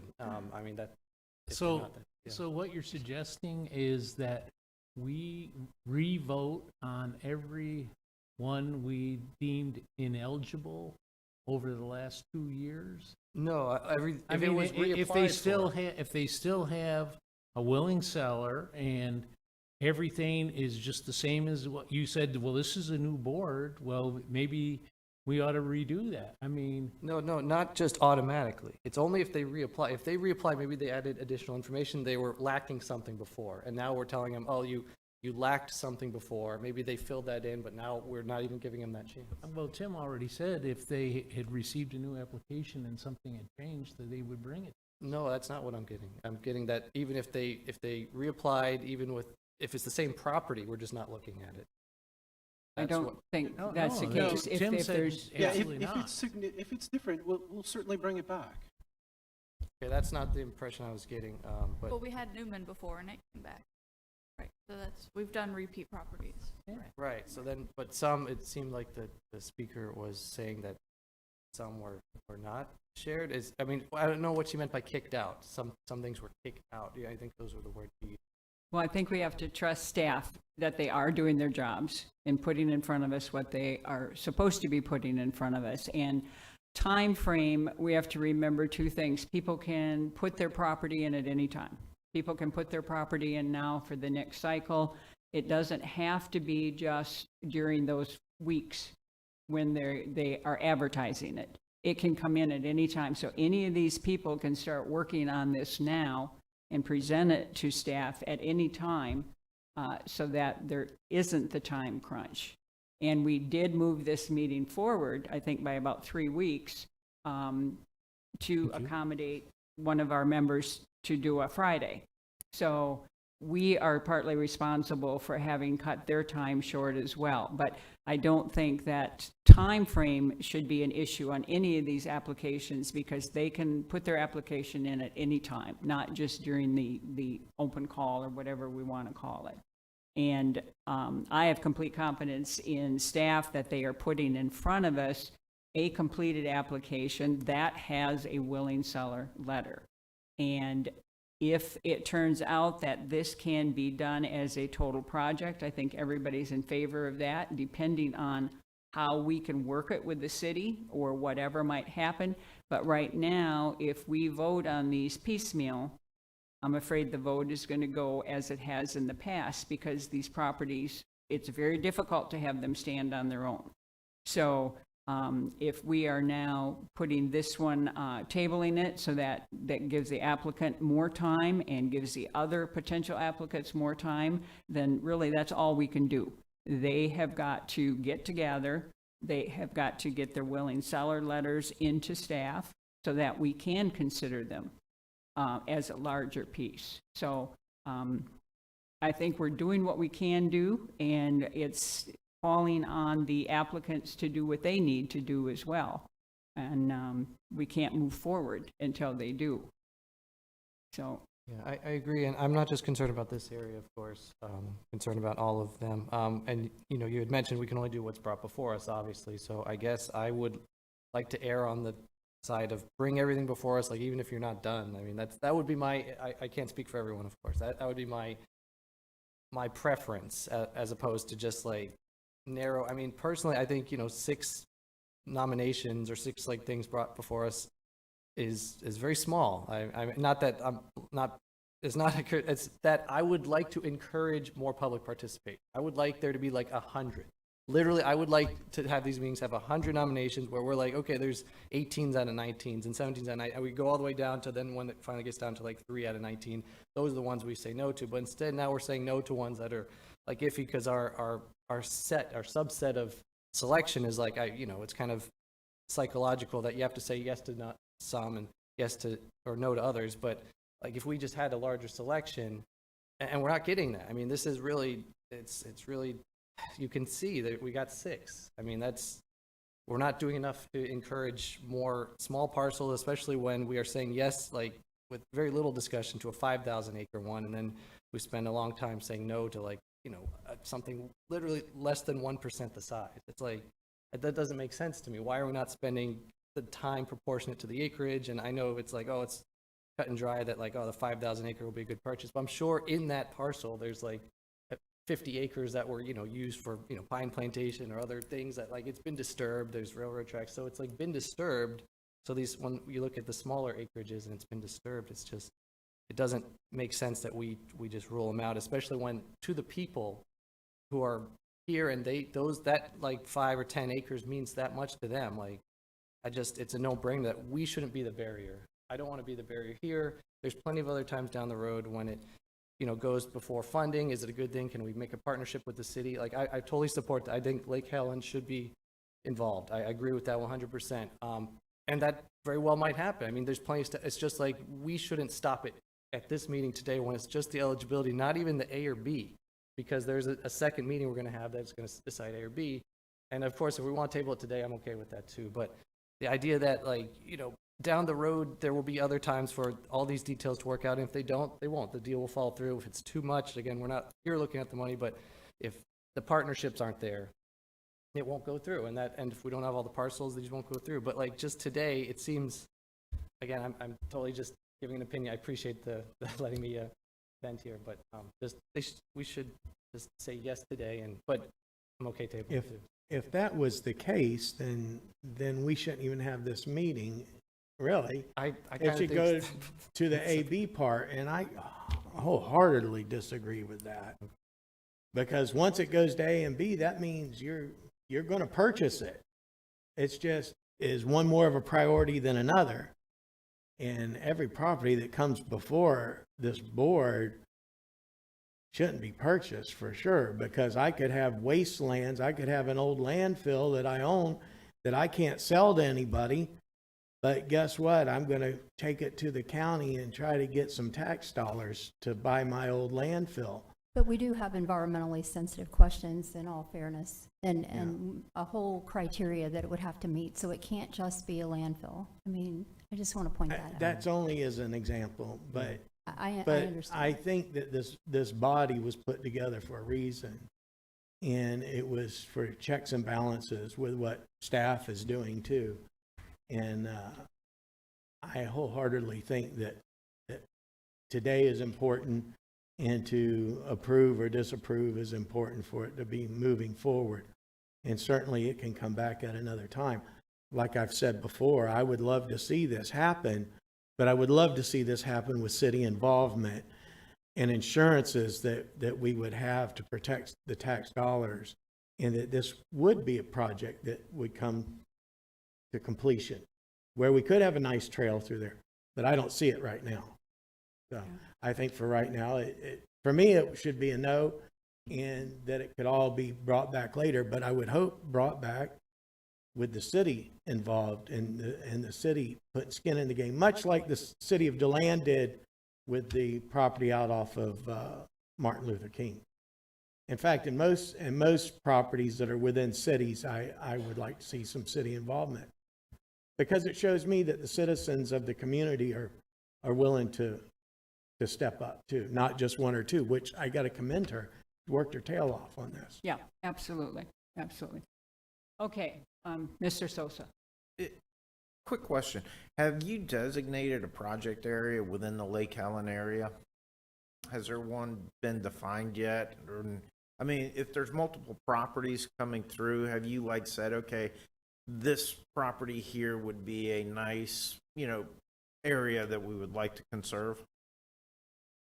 So we don't have any active projects in the Lake Helen area right now. certainly are open-minded to a project being composed and assembled out here. Yeah, is that something, you know, that you could work with the city of Lake Helen? Because I agree, if it's within city limits, the city should have a stake in, you know, the conservation part of it. Is that something that you reach out to, like if you've had 3 or 4 parcels already come up, that you would look into, you know, getting a joint partnership with the city itself? Well, we spend quite a bit of time looking for ways to stretch the Volusia Forever dollars as far as we can. That's both on the partnership side, on the acquisition, as well as the management side. When we're within a municipality, we always look to see if the city is interested in becoming a manager, unless it's something that is already part of, you know, Nick's assemblage and is a major preserve that he's already managing, and we're just talking about it in addition to it. Otherwise, we do reach out to the cities, yes. And have you reached out to Lake Helen?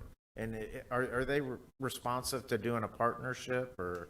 Well, the last dialogue we had with the city of Lake Helen, they were recommending a different project, and they had kind of, it was something that the committee had looked at. They were going to reconfigure it and bring it back, and they just haven't brought it back yet. The last dialogue we had with them, they had a different piece of property that they were asking us to consider. All right, thank you. Okay, we have a motion on the floor to table this and a second. All those in favor of tabling this project for now, please say aye. Aye. Any opposed to tabling?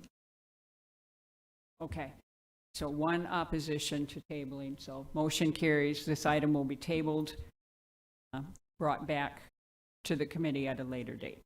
Okay, all right. Okay. That is all of the properties that were brought before us today, and next we are going to the Conservation Corridor memo discussion. Correct. Next slide, please. So I've included a memo based on our last meeting. One of your colleagues asked how boundaries could be expanded, and so I tried to explain that the Florida Wildlife Corridor, which you see on the map to your left, is a geographic designation that was designated by the legislature. So expansion of the wildlife corridor will need to come through legislative action if that's the case. However, we do have some Florida Forever project areas where boundary expansion can take place. And I explained to you the process that staff is using right now. So typically when we do our targeted outreach, we are reaching out to everyone within this project boundary and everyone adjacent to the project boundary. So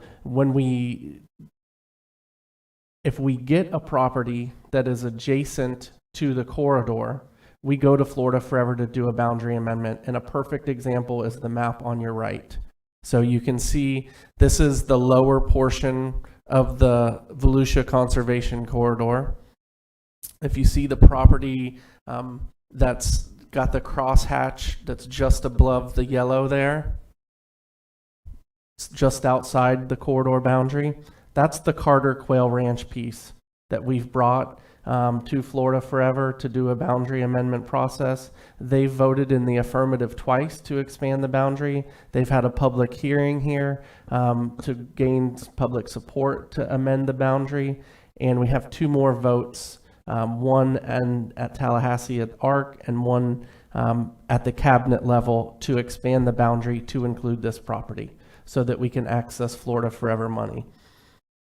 So the broader question is, I think, do we want to continue this process where staff does individual boundary expansions as they come in the door, or do we want to take a more holistic approach and look at expanding our Volusia Conservation Corridor where it makes sense?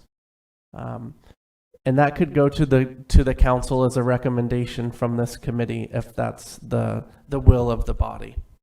I'd like to speak. Okay, questions?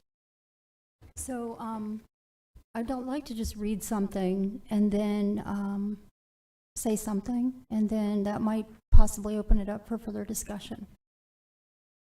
The boundaries are not fine-tuned to precise parcel data, and in several places, there are highly impacted parcels included within the boundary that provide no value to the corridor, and other places, there are parcels with natural land and apparent ecological value adjacent to the corridor boundary, but outside of it. This is a function of the coarseness of the model and its intended role of providing insights about the ecological landscape and its degree of connection. It was not created to establish a final precise boundary line for wildlife corridor value. Local knowledge and ground truthing are important in arriving at the final decisions in securing corridor protections and growth management decisions. It's my understanding that it's reviewed, the FEGN is reviewed every 5 years, and that we are approximately somewhere between 1.5 years and 2 years into that review. So I am requesting that we speed up the process, because if we wait 3 years or more, so much more development is coming. And I am asking not only for these, but for these specifically, because I actually have done some of my own research, and I've been doing it for a couple of months. And for the record, I did go to Tallahassee and meet with people there and ask some questions. The following areas are what I'm asking for to be reviewed for inclusion: the Spruce Creek and Cracker Creek area between Gamble Place and Doris Leaper, also outside of Spruce Creek area to the east. The northeast corner of Volusia County, east of Lake Helen, east of DeLeon Springs between DeLeon and the current conservation land, and east of Deltona. And that's all I have for the moment. Okay, so bottom line here is the wildlife corridor is something that is state designated. We cannot make amendments to it on our own. The Volusia Conservation Corridor is something that we can go to work on, and I understand that you're doing that now. And the question is, do we want to intensify our research into doing that? Am I understanding you correctly? Well, I think the options here is we're taking boundary expansions one at a time now. Right. If we get a willing seller that wants to sell. Now, a different approach would be to ground truth and use some, and I have the eco layer here, which was done after we did the Volusia Conservation Corridor, and it shows some areas that have been ground truth that are important, and I think even connect what some of Mrs. Scheiber just talked about. Do we want to take this data to the state and say, hey, we want to expand the boundary of our Volusia Conservation Corridor holistically rather than piecemeal approach? Okay. All right. So in order for us to move forward with that, you would need just a motion that we explore the expansion of the conservation corridor and make that as one of our goals for the coming year? I would prefer that, because your goals will be taken to the county council. Okay. And that's really, this is a policy decision, but this is a way to get your recommendation in front of the policymakers to say, yes, this is something that we believe should be done, or no, we don't wish to go down the road at this time. Okay. I just want to be clear. I'm requesting to go through the FEGN to see what qualifies. I am not asking to go to the state legislators right off the bat and ask for it, because that is the slowest, most bureaucratic way to do this. I'm asking for them to work with the FEGN folks and see if what qualifies to do it all at once. So. The FEGN is something that we are involved in, but is primarily an outside source. Am I understanding that correctly? Yes. Dr. Hochter at UF is the one who does the update. Tim, you want to share what they shared with us about applying statewide and not just specific areas? Yes, we did reach out. So the Florida Ecological Greenways Network layer is subcontracted out through Florida Natural Areas Inventory, which is an independent body housed at Florida State University. And they are in partnership with Dr. Tom Hochter at the University of Florida. All those people are coming together. And the FEGN layer is highly technical. And what they've advised us is there's a number of technical advisory committees per year but they look at everything at statewide level. They wouldn't just look at Volusia County. So any changes that are proposed, any calibration of the data or fine tuning is applied statewide, not just local. Okay, okay. All right, so the decision for us today is whether or not we want to make a motion to proceed with evaluating the expansion of the Volusia Conservation Corridor as one of our goals. I still want to add something to that. So with Volusia County, we have had our conservation program for quite some time. Other counties in the state are behind us. Someone has to lead the initiative in order to get the wildlife corridor expanded. Someone has to start the conversation. And being that we are 20 years in and we already have all of the land under preservation that you have put forward and sent to us, why would we not be the leaders of the pack? We need to expand the corridor, look into expanding the corridor in our county, because we are further ahead than a lot of counties, if you see what I'm saying. Yeah, and I think that's the question in front of us. That's what we're talking about today. Right. I just wanted to add that, though, because with an overall mentality, someone has to start this conversation. And the people that I spoke to were actually quite happy that Volusia County would initiate something. Okay, so to move forward with this, then we need a motion to explore the expansion of the conservation corridor as a goal for the Volusia Forever Advisory Committee. So if we are interested in doing that, we need a motion and a second and then a vote. So moved. Seconded. Okay, so we have a motion and a second. All in favor of this, please signal by saying aye. Aye. Aye. Any opposed? Okay, very good. Motion carries. I have a question. Even if we expand it and you end up with a piece of property that comes up that's not within the corridor, you'll still be able to bring that forward, correct? Correct. And I should have explained a little further.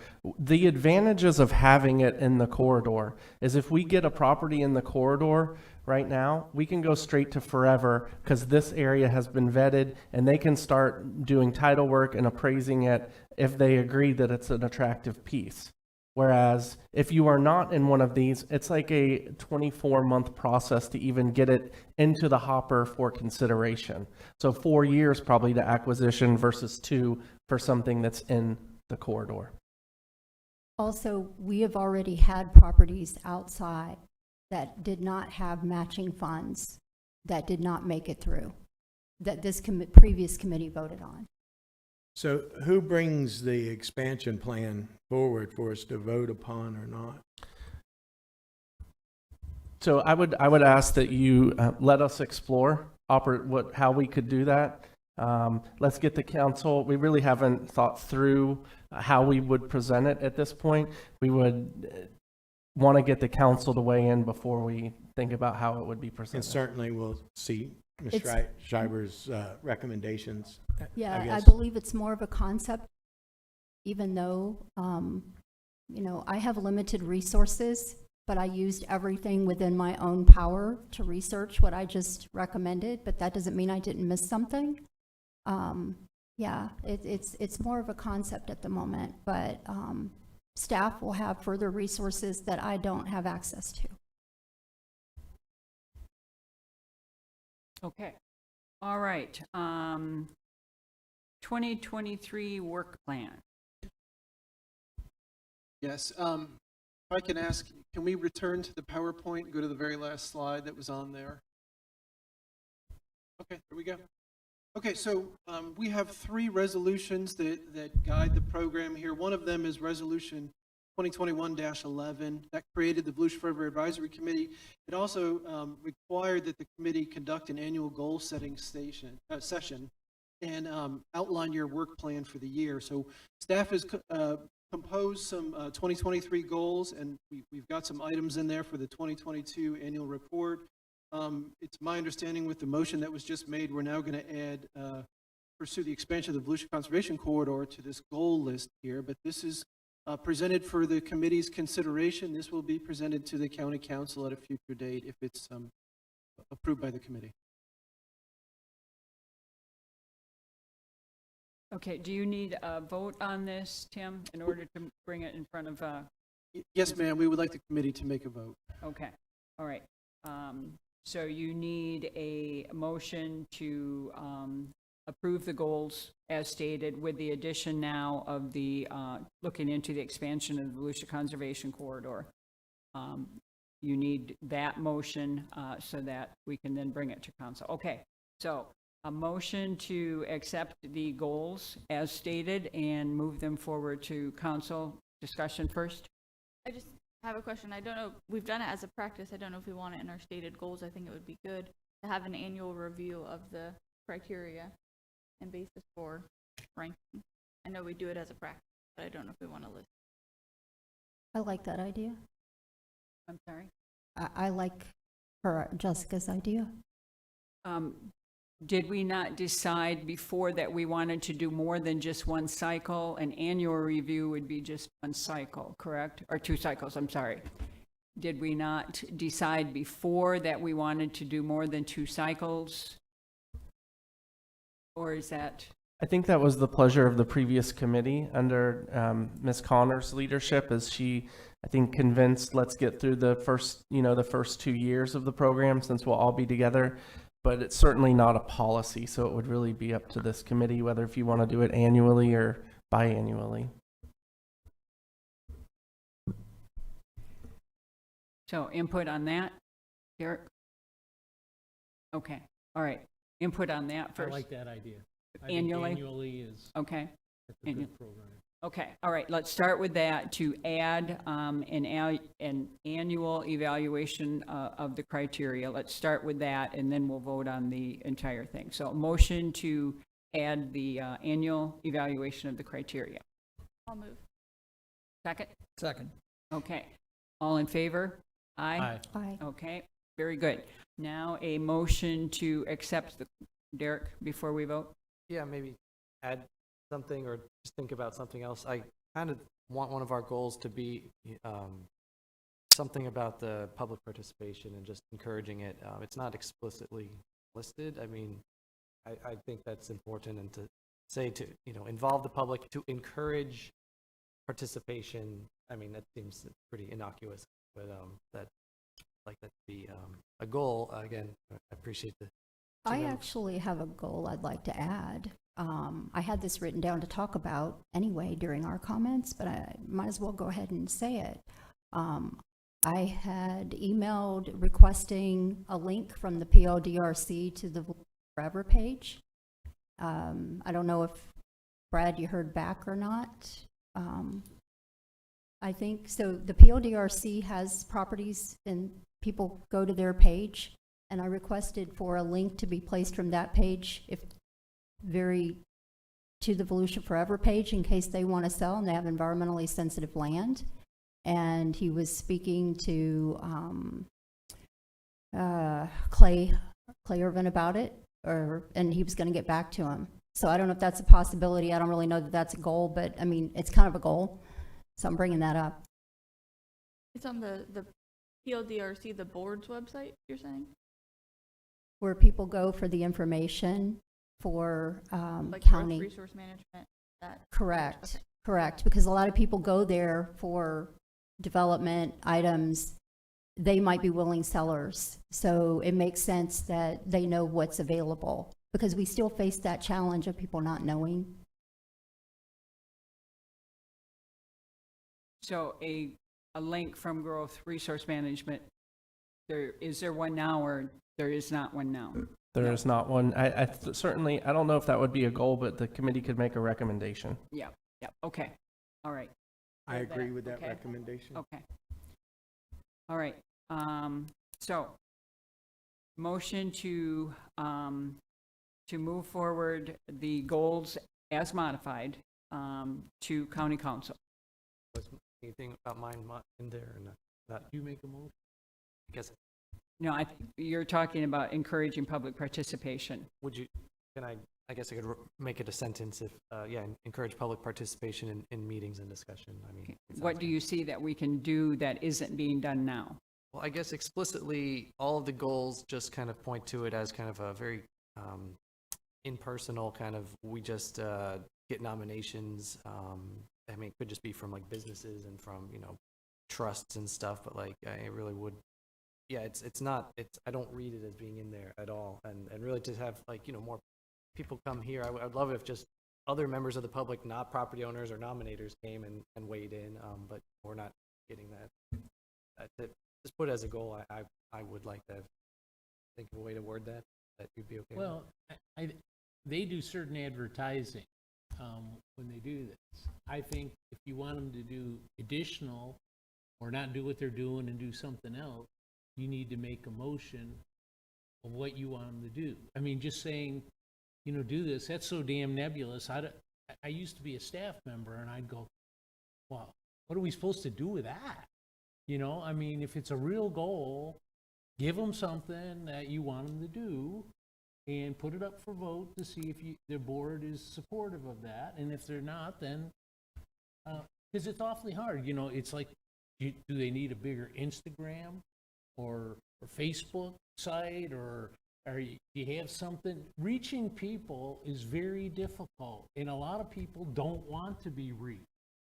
And you have to understand the people that are participating in government are already participating, and the people that don't want to aren't.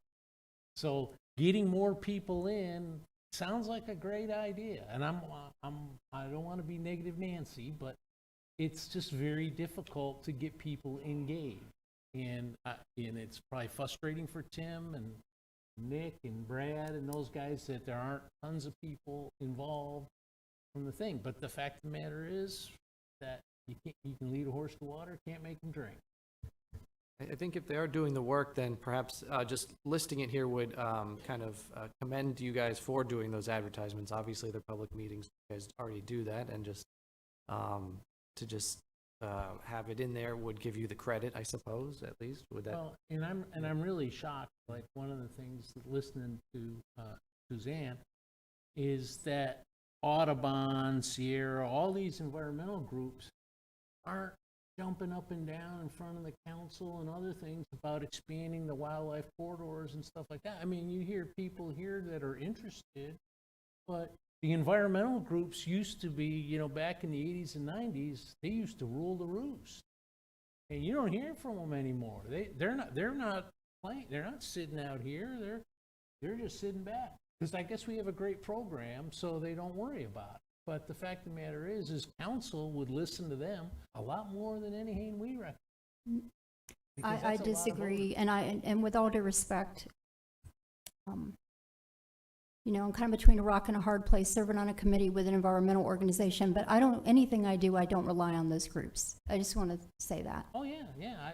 It's a good thing not to. Okay.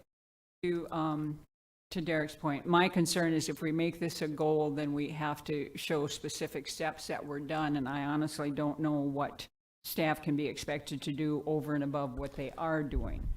So I agree, if there are specific things that you think should be included that aren't presently being included, then we could probably look at that, but just to make it. Mr. LaMontagne, if I may, how about at our next meeting, we bring back as a presentation for the committee as to what we're doing in terms of targeted outreach and social media.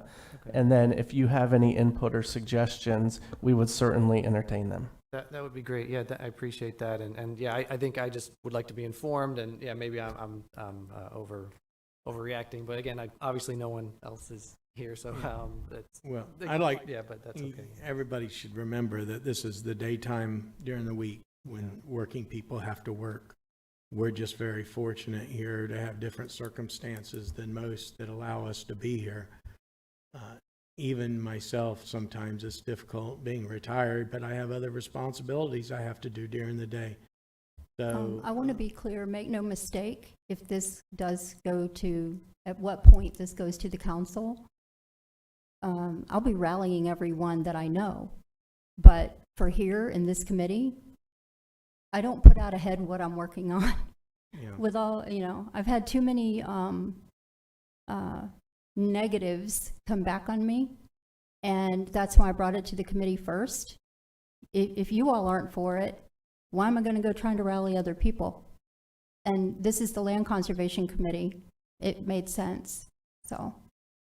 Yeah, if you don't want people here, no, I mean, I understand that those later meetings are more crucial, but then sometimes they're like, oh, well, we wanted to be more involved earlier, and I guess, to your point as well, why are they not here today? It's maybe they only really thought we weren't talking about Derek, that particular item, yeah, so there's a reason, I guess. I had a ton of research myself to do. I have to prepare to come here.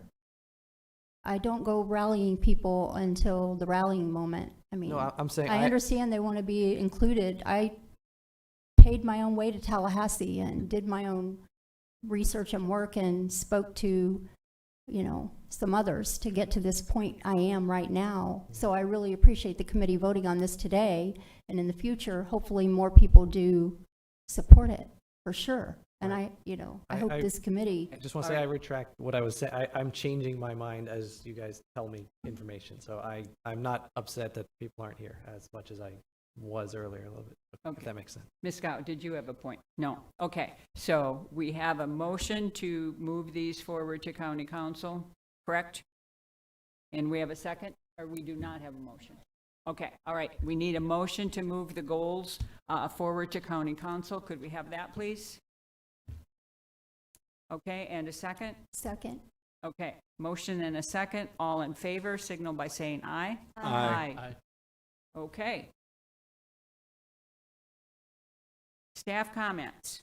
Okay, I have 3 comments myself. First is a good segue. The previous changes that you recommended to the county council will be considered on the 20th. So that's coming up. It was originally tabled, it'll now go before them on the 20th.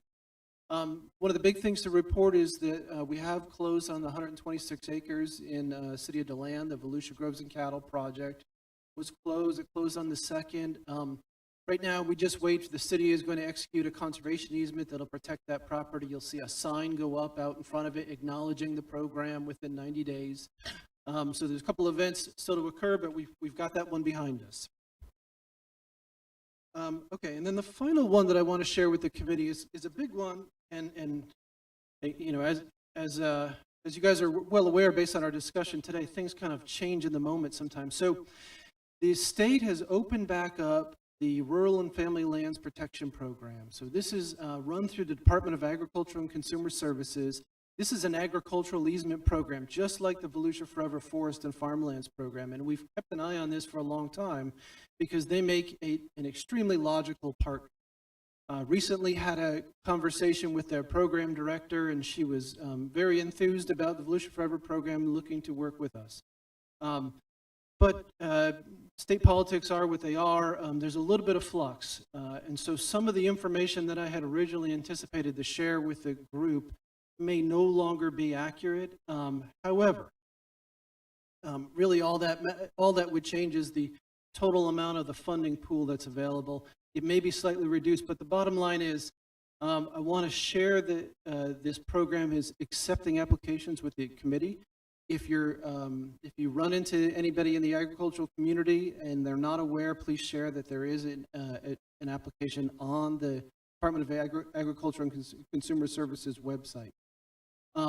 We are going to reach out to the forest and farmlands applicants that we have in the program and discuss whether they are going to be patient enough to process through that application cycle too. It makes an excellent funding partner for us going forward, and I think we've emphasized multiple times we are doing everything we can to find funding partners for all the projects that move through the program. So that's the next big event. There is a strict deadline though, July 27th. They're going to cut all the applications off. So anyone that may be interested, please let them know they need to act fairly quickly. And I would encourage you, despite what anybody might read in the newspaper, I would encourage everyone, if they have a piece of agricultural property and they're considering the program, put your application in anyway. What the state did previously, based on the last program, is they took a 2018 list and they held on to and operated off that list until all program funds were exhausted. This is the first time they've accepted new applications in years. So everyone that is considering this program, absolutely put an application in. It's the safest thing to do right now. And that's the conclusion of my updates. Tim, two questions on that. Would you make sure Steve Crump gets that information like as soon as possible so he can get it out to the Farm Bureau? He's got a big group and they're all ag people for the most part. We did speak earlier this week, and that was... Okay, so he knows. He does know. Some of the information's changed since we spoke, so we need to go back ourselves and get accurate information to him to share with his people. Staff comments? Nope. Okay. Advisory comments? Derek? So I guess I have a question about some of the rules, and I guess my first one was about the maps that we got at the beginning. I believe that the council had previously made and passed a motion that said we would get the list of all of the nominations. I didn't see that in here. Was it provided, and is that still being provided, or not, I guess? So we did release a nominations map in the beginning. If there's something that's missing off there, we'll be happy to. Well, I guess, yeah, correct in the actual page, I just have the applications that just says 6, but there were more than the 6. I mean, this on the printout that you gave us. I think Mr. Lamitage is referencing the fact that he had requested last session that all nominations, we were given a list of nominations, whether they were brought forward or not. Just all properties that had received a nomination, correct? Is that what you're? That's exactly, yeah, I just want to know that it doesn't need to be the full packet, just the simple map or list. Yeah, we're having some issues with the PowerPoint. We did have a map in the beginning of that slide series. Okay, I thought, because that's not, is that in this packet we got today? No, it's just on the PowerPoint. We can distribute that to you. I would like a copy, please. Yes, thank you. Okay. Other comments? Yes, Mr. Chester? I've got a question and comment. When it comes to the mangroves that are along the lagoon, do we have any of those that is owned by the county or protected or managed by the county? Like we looked at earlier today, there was one from Ponce Inlet. Do we have any other properties like that that we manage and maintain? Door Sleeper Spruce Creek Preserve is probably the largest property that we have that would have mangroves. And is there any work you actually do there along the waterway, invasives or anything that you do? We will remove invasives when necessary, but otherwise we try to maintain the mangroves in a natural state. Well, if I may add, I think this may be what you're talking about, or if not, I'd like to inform the committee that our land management team, we saw that Brazilian pepper was out competing our mangroves at Door Sleeper and received a significant grant from the Department of Ag to kill the Brazilian pepper. So there's a lot of dieback going on US 1 that I think some people think are mangroves, but it's really Brazilian pepper, and we're killing it out so the mangroves can flourish. I'm interested, there's different thought processes for forever, and a lot of people want it to be used to purchase land that would inhibit any development on that land. But on the other hand, I see the value, and I agree with that to a certain extent, but then I do see the value in buying up those mangroves and that type of property because it does protect, as you mentioned earlier, it does help protect the waterway. And I'm not totally, today we voted against that. I'm not totally against it, but I would like to see as part of a corridor where we were including those types of properties that are along the areas that we need to protect. But I just have a little heartache with just buying one little slither at a time. If we could create a corridor, I would be for that because I agree that I do see the benefit. And that's why I was asking how much management do we actually have to do. because like was said earlier, what looks like swamp can actually be filled in. So, that's all I had to say about that. It's not that I'm not interested, but I would like to see more of a corridor. And as we talk about corridors and expanding it, maybe we could look at some of that. Because it is an intricate part of protecting the water and a lot of fish species and everything. Thank you. Yeah, I support that as well. I just want to say, yeah, definitely mangroves are key. I think we all here definitely know that. And yeah, the aquatic species, yeah, how else can we protect them as part of this program is important. And so I guess just on the point of like that property that we did find ineligible today, like if it did come back, and then I guess there was a couple ones like north and south of it, because I saw there was a preserve to the south a little bit and then to the north a little bit too. Then I guess that would be more like what you're looking for, right? I guess like a larger chunk, because yeah, really it's the way I understand it, like it's hard to get a whole chunk, especially in those islands and stuff. So it's that's why I voted yes, because I didn't want to stop it there, and then if that could be the first domino that falls, then maybe those other ones would come. Well, my question about management too, though, is it's difficult for staff to manage little chunks all over the place. I know years ago, whenever the county had dirt roads all over, it was a big issue because they would have to send a grader to one dirt road. They might have to drive 10 miles to the next one. And that creates a great expense, where if you do have all these properties together for the maintenance, that's why I was asking about maintenance, is a little bit easier to do. So Can I ask, so a quick question, again, this was on the rules kind of pertaining to, if that same property comes back to us, it reapplies, maybe there's a couple others in that area, but they don't even like coordinate or whatever, is that going to come before us? Or, I mean, like you said, something drastic has to change. I'm a little confused on the rule, I guess. Is it official, this, advisory board's policy that any property that's, just the same thing, we're not going to look at again? Or I don't think that's a rule. That's why I used it when it's like at your discretion. And if that's so, is that really what it should be in all cases, I guess, is kind of my question. I think the point is that they want to see something new something has changed with the property before they bring it back to us. Because how would we, if nothing new is going on with the property, and I think having a property to the north or the south might qualify for that, I don't know, but it would be, something that we could look at. But we can't repeatedly look at the same properties when nothing has changed with that property.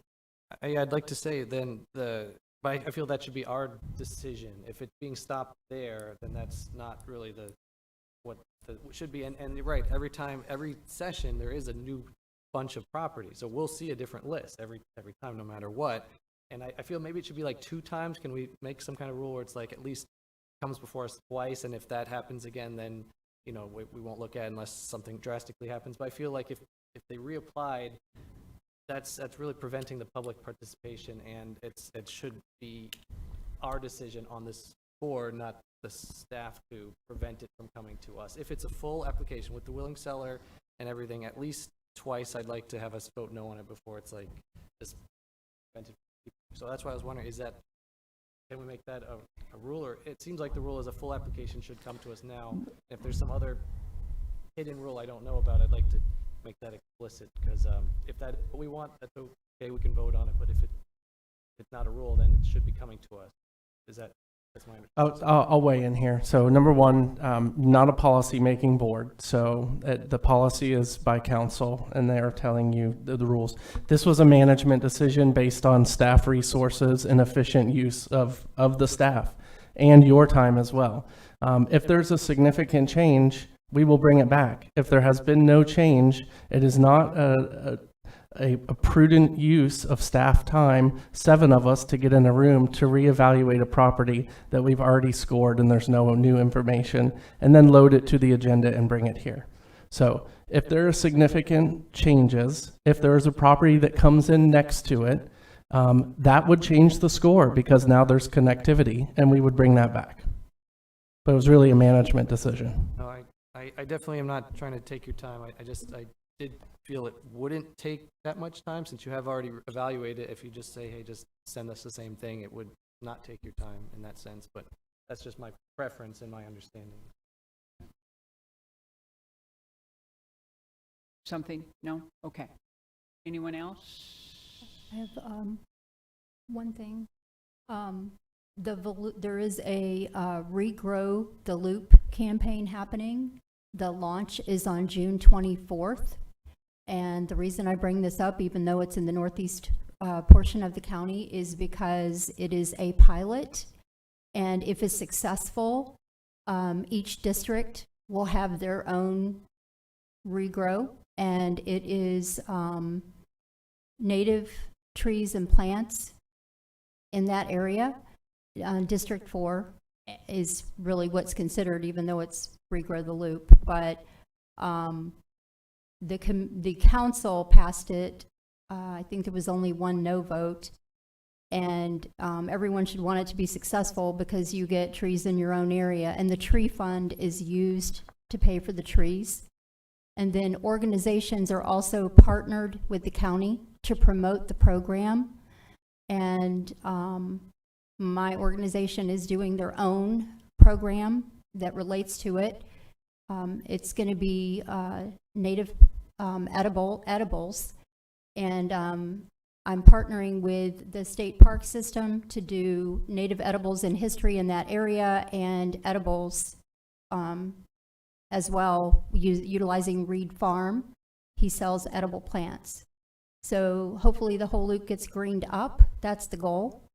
And hopefully it comes to your areas as well. And I'm advocating heavily for it to come to all of your areas.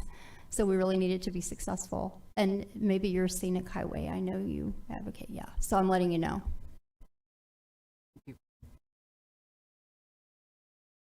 Okay. Just one thing, the maps that you put up on the wildlife corridor, and could we get copies of those, please? At least I would like copies of those. Okay. All right. And then I believe our next meeting, am I correct, is it September 8th? When we place the properties on the A or B list?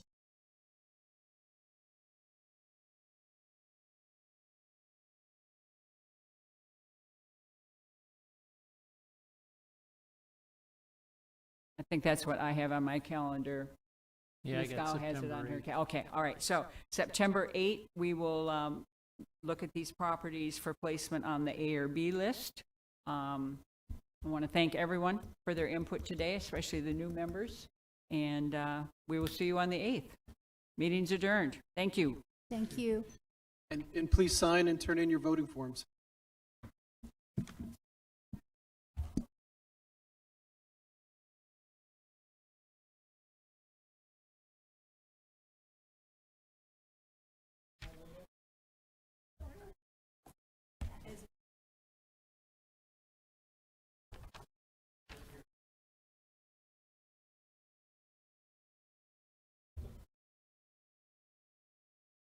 Sarah, can we take yours? Thank Thank you, ma'am. Mr. John. Appreciate it. Ready?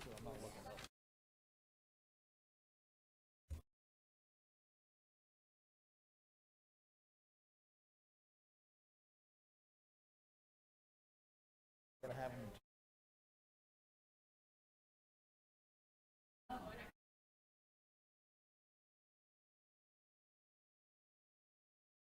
Going tonight? Yes. Okay, I'll see you then. Yep.